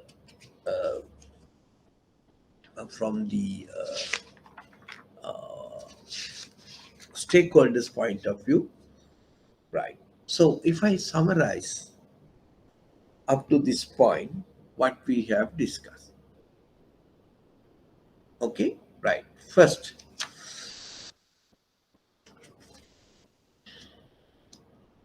then we need to move into the next point. I will summarize again after once I completed the section. Another important area here is organizational culture.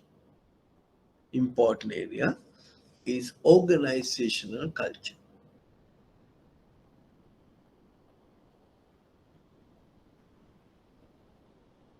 And it takes long time to establish, very difficult to change.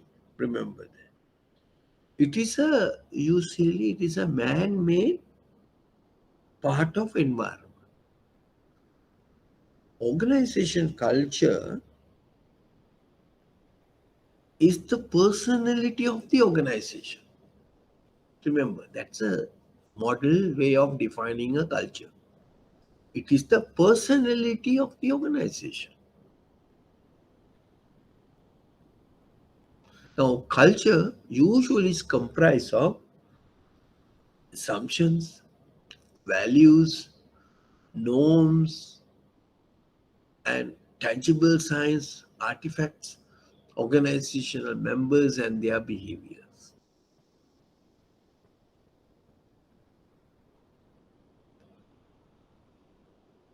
Now,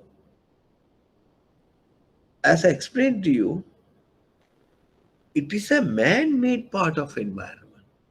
Now, culture is developed by the people. Now, culture is shared. That means culture is not an individual property, but it is a group property. That is why I say organizational culture is the personality of the organization. Organizational culture is the personality of the organization. Culture is basically is a shared. It is not belong to individual, and it should be a group property. And culture, remember, is an intangible and confirmed by others. Some of the specific features about the culture. Members of an organization soon come to sense the particular culture of an organization.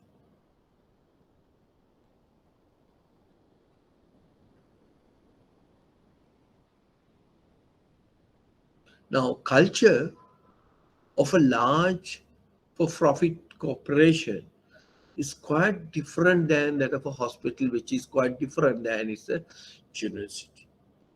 Now, you see the culture of a government sector, government culture of the private sector, culture of the certain schools, culture of the different universities, culture of the different businesses.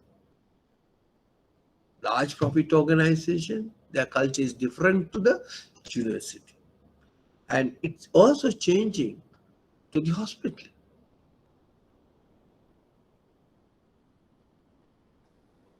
Now, you can read the culture of an organization by looking at the arrangement of furniture, what they about, what the members are wearing, right? That is the culture. Right. Now let's look at it as an explained to you. The culture is basically a man-made part of environment. Culture is not an individual property, it is a group property. It can be, therefore it is be shared, right? Right. Now different levels of culture. Now existence of a culture in an organization can be seen at different level. Now Johnson and scholars in 1985, they have identified some levels. One, basic assumptions, deepest level of culture awareness and guided individuals' behavior, determining how they should perceive, think, and feel about things.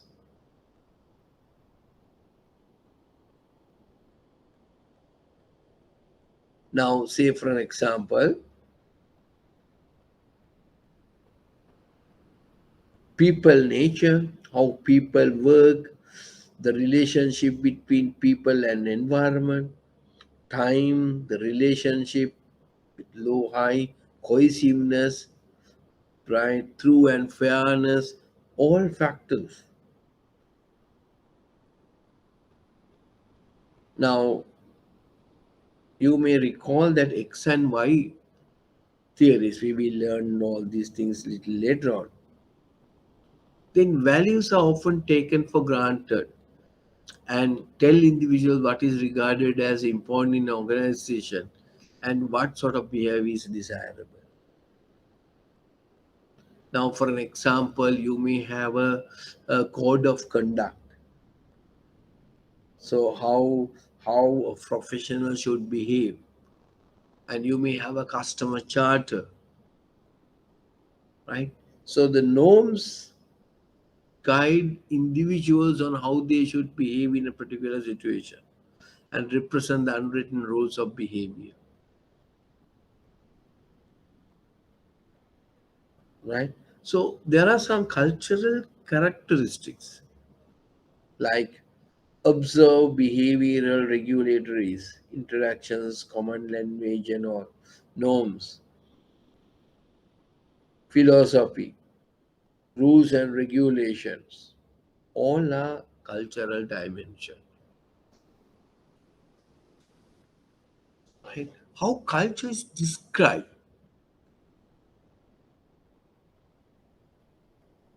How culture is described. Now, culture is described stories of people who are proud of. Honda culture, stories, heroes. Then you say routine, way of doing things, procedures, rituals, special events that are recognized by the organization.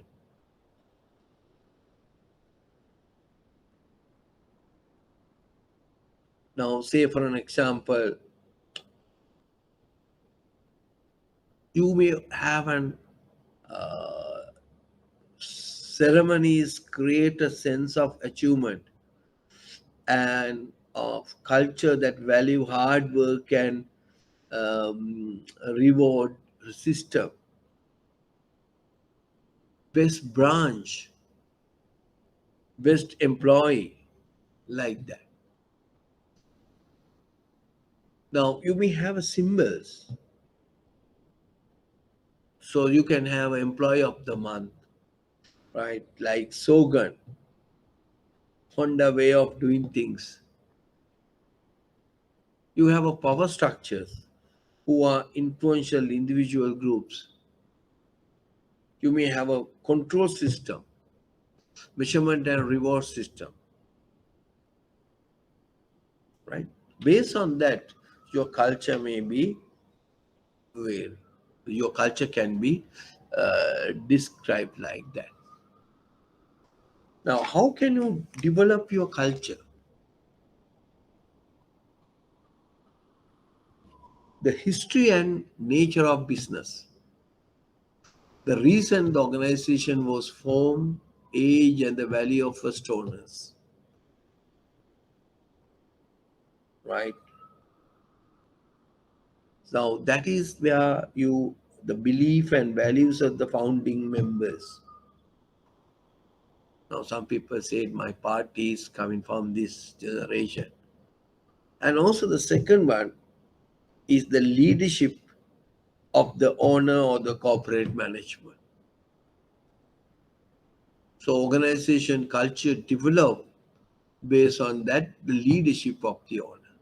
Now, people are talk about Harry, right? Harry Chavarthanas, distilleries. Earlier, the Sri Lanka insurance when they belong to them, the how the Sri Lanka insurance behave, the external environment, the way its response to changes. We say very lethargic like that. The nature of the organization, management, and the staff in the organization's goals and objective, the structure, whether it is centralized or decentralized, the size of the business, all factors, those are the variables influence the development of an organizational structure.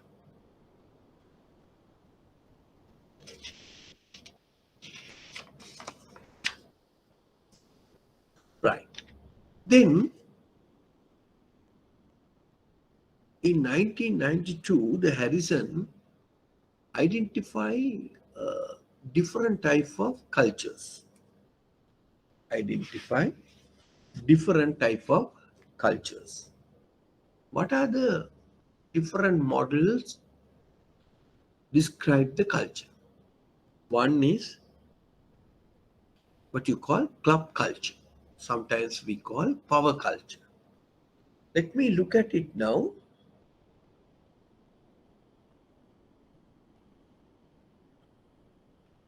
The, the definitions and the characteristics. Now, club culture is based on personalities and is highly dependent upon one or small group of people, often dynamic entrepreneurs who keep control of all the functions and make all decisions. Right? Now, this was in 1992 is the Harrison developed this classification, but later on further developed by Charles Handy in 1993, they called the subculture. Now, these cultures, sometimes are used by certain god names. Now, subculture or the power culture was identified as the Zeus god. Zeus god, because the subculture represented or by Zeus. Now you look at it. Culture is based on personalities and highly dependent upon one or small group of people. Now their decisions making, right, taken by one small people. So what are the characteristics of a power culture? Excellent past decision. Why? One thing is because of the small nature.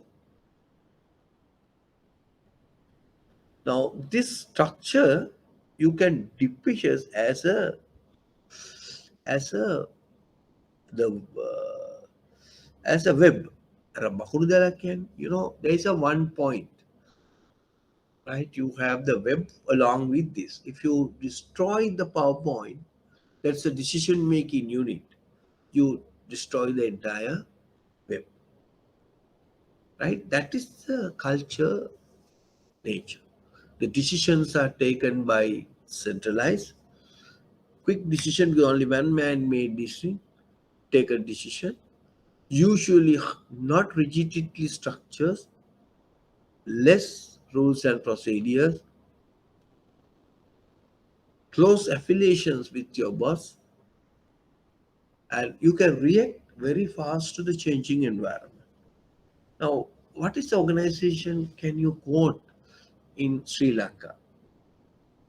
Something who shows the power culture is certain investment and brokering companies.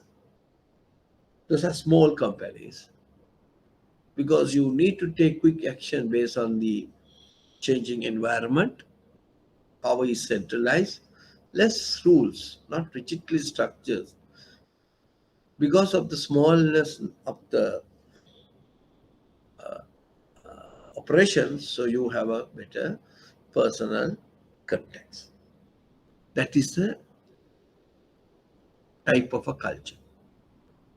Subculture, club culture, or power culture. What is power culture and what are the characteristics? Example. Then the second type of culture in an organization you can identify as a role culture. Now, earlier you identify as a Zeus god. This depicted in a Greek temple, right? Like in you can see the Greek temple. Uh, it's called the Apollo. Now, in our courts, you see, we go to the courts, you have a lot of uh, bars as well as some.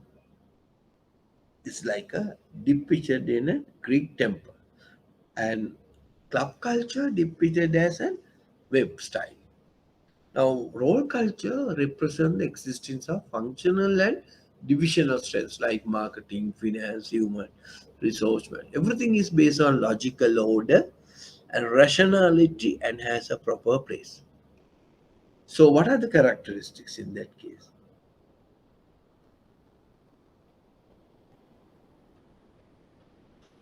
You have a formal structure, moral and the bureaucratic. More concentration on position rather than individual position. Right then, you have a formal rules and procedures. Individual jobs are defined and clear.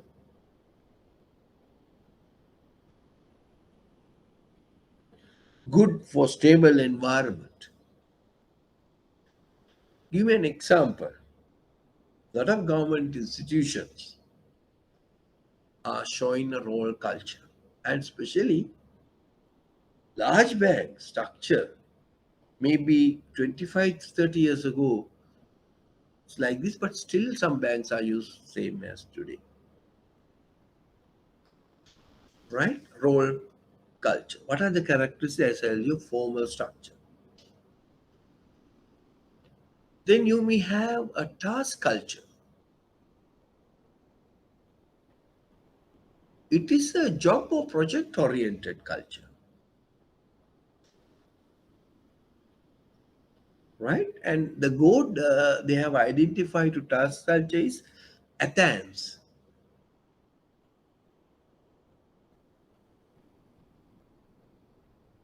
right? Now, it is a job or project oriented. The emphasis upon the team of people to achieve objectives, and task is one where the needs of the task and achieving results dominated rather than a systems and procedures. People principal concern is the task. More concern on the group, more expert power, support innovations, the task culture. Problem solving relies on upon leaders and expertise. Structure may be similar to the domestic structure, and this is good for your service organization.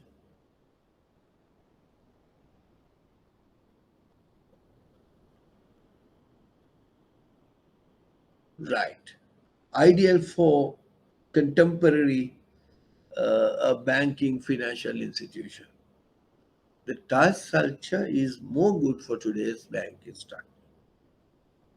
The next structure is the person or existential culture, or sometimes the god here we are using is Dionysus god, right?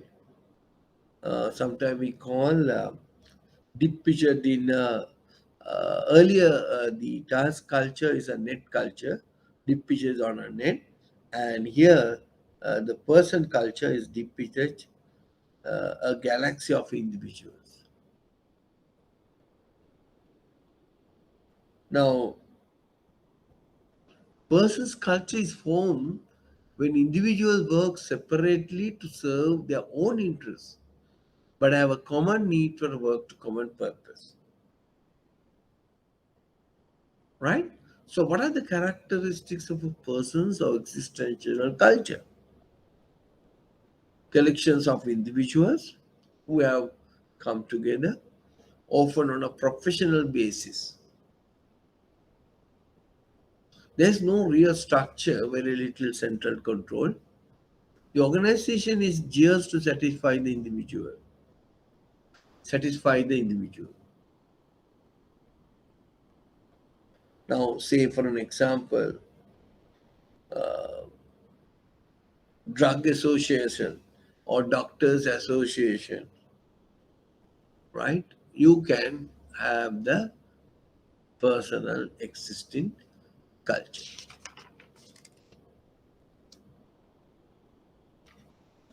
Right. Then you look at it, culture and organizational effectiveness.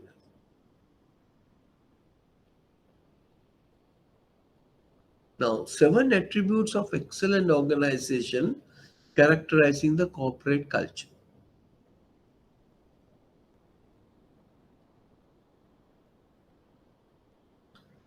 Right?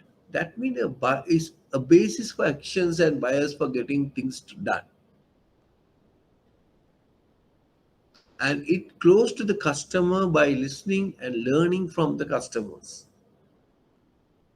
Autonomy and leadership, innovations and risk taking is expected way of doing things. Productivity through people. Simple form lean organization. Right? These are some what you call culture and organizational effectiveness. Peter Waterman in 1982 identified attributes of excellent organization characterizing the corporate culture. Right. Last part of the culture, what are the important ingredients of organization culture? It focuses attention on a human side of the organization. It clarifies the importance of creating appropriate systems of shared meaning to help people work towards the desired outcomes. It requires members, especially lead to acknowledge the impact of their members on the organization close. So that is the part what we have discussed about the culture. I will again maybe touch up um, uh, next week, next Sunday as well about this. Before I wind it up today, I'll just basically explain what we have learned today. And you see that today is the business organization, not like traditional organization. Things are keep on changing and transformations of a lot of business activities in today's. Therefore, we need to have a knowledge and understanding about organization, their structures, and their management style, and things like that. Right? The objective of that 10-week course is to understand about the organization and with specific reference to the people sector. So this people managing people in organization, you need to look at it in 6 modules. Today we start with the organization. We need to cover the management skills, management of people, customer service, quality systems, managerial environment. So we started with your paper is consist of 7 questions. 5 you need to answer, carry equal mark. Then we went into the discussions with organization. What is an organization? Now, where we studied what is an organization, roles and responsibilities, organizational objectives and mission statement, like that. So we discuss what is an organization. And finally, we say organizations are social arrangements for control performance of collective goals. That's the best definition. Then we discuss why do we need organization. Then we identify formal and informal organization. What are the difference between these two? And also we discuss about the types of organization, how organizations can be divided according to ownerships, objectives, size, nature of the business, geographical dispersion, nature of liability, like that.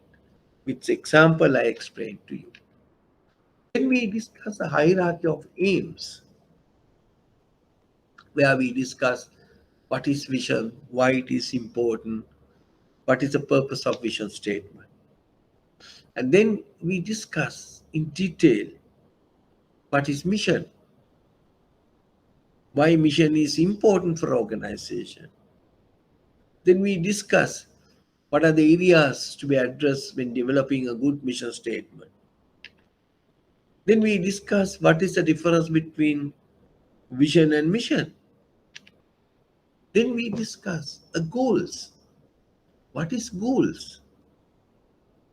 When you develop vision, then your mission and the goals. What is goal? Then we discuss what is an objective. What is an objective?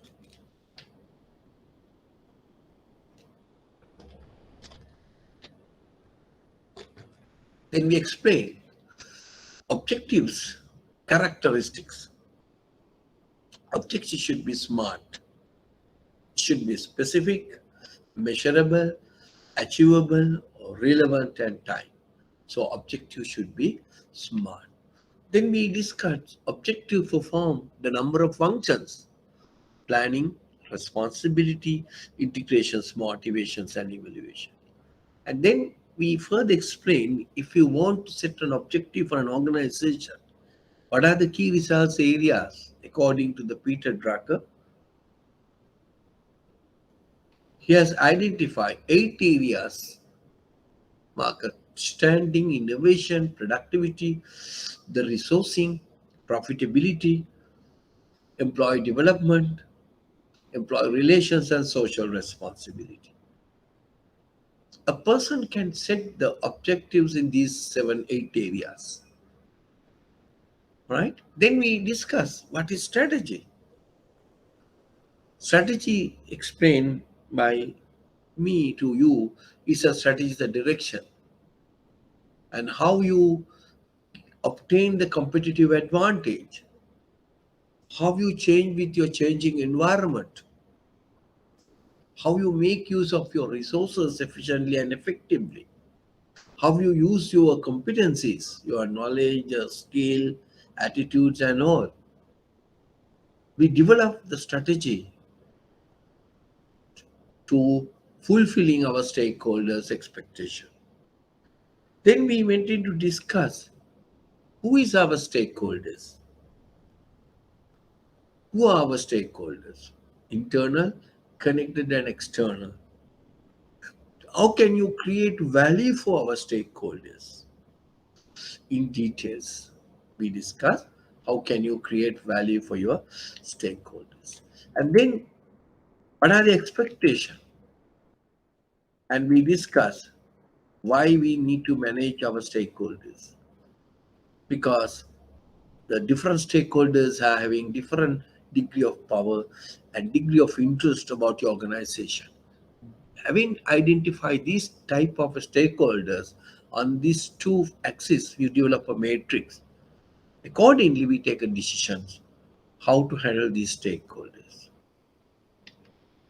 Then we went in to discuss about the organizational structure, right? Why structure is important? Because if you have a good structure, your resources are efficiently utilized, monitored and control your organizational activities. People make it accountable, coordinations of all the activities and sense of belongingness also there. Then Mintzberg's identified 5 parts of an organization: operating part, strategic part, middle and fast, technostructure support, and support staff. Then we identify different type of structures, right? And then we discuss the matrix structure and the functional structure. And then we little bit of discuss about what is centralization and decentralization. Then further we discuss if we want to see what is the best structure for your organization, what are the dimension you need to use it. Then you look at the certain organizational forms, the new organization forms. We discuss boundaryless structures like whole organization, virtual organization, and modular organization. And then we went in to discuss about outsourcing and offshoring. What is outsourcing and what is offshoring, right? So what are the advantages and disadvantages of this? Then we discuss about the alliances organization, and then where we discuss the licensing, franchising, and joint ventures with Sri Lankan example, and what is the advantages and disadvantages of strategic alliances. Now, banking, a very famous one is the banks, all the banks in Sri Lanka have alliances with Lanka Clear, right? To take the money from whatever the ATM machines, but changes the rates, but you can withdraw the money. Then we went in to discuss about another important area about organization is an organizational culture. And then we went in to discuss what is organization culture is a personality of the organization. It is the man-made component, right? Culture may be different from different organization. And then we discuss the different levels of culture and how culture is described by different people. Maybe stories, maybe symbols, right? Right. So, what are the variables influence the development of a culture? Then we identify the various models to describe culture. We have identified four type of cultures and their characteristics. Power culture, usually it's having the brokering companies, and role culture, especially the large banks having. Then you have the task culture. It's an ideal for modern bank business. Then person's culture, right? Okay, then we discuss culture and organizational effectiveness. How culture bring effectiveness to your organization. Then finally we look at it important ingredients of organizational culture, right? So with this we stop today, and we will discuss the balance of this, and we will send you a new tunes on next week. We don't have the next week class, and after that next Sunday or 7th or 6th May we will meet again, and then we will discuss about sources of power, authority and power, power types, and the communications, right? And then we move into another area, that is management skill. Okay, so we'll stop today at this point, and we will come back on after another 2 weeks time. Thank you.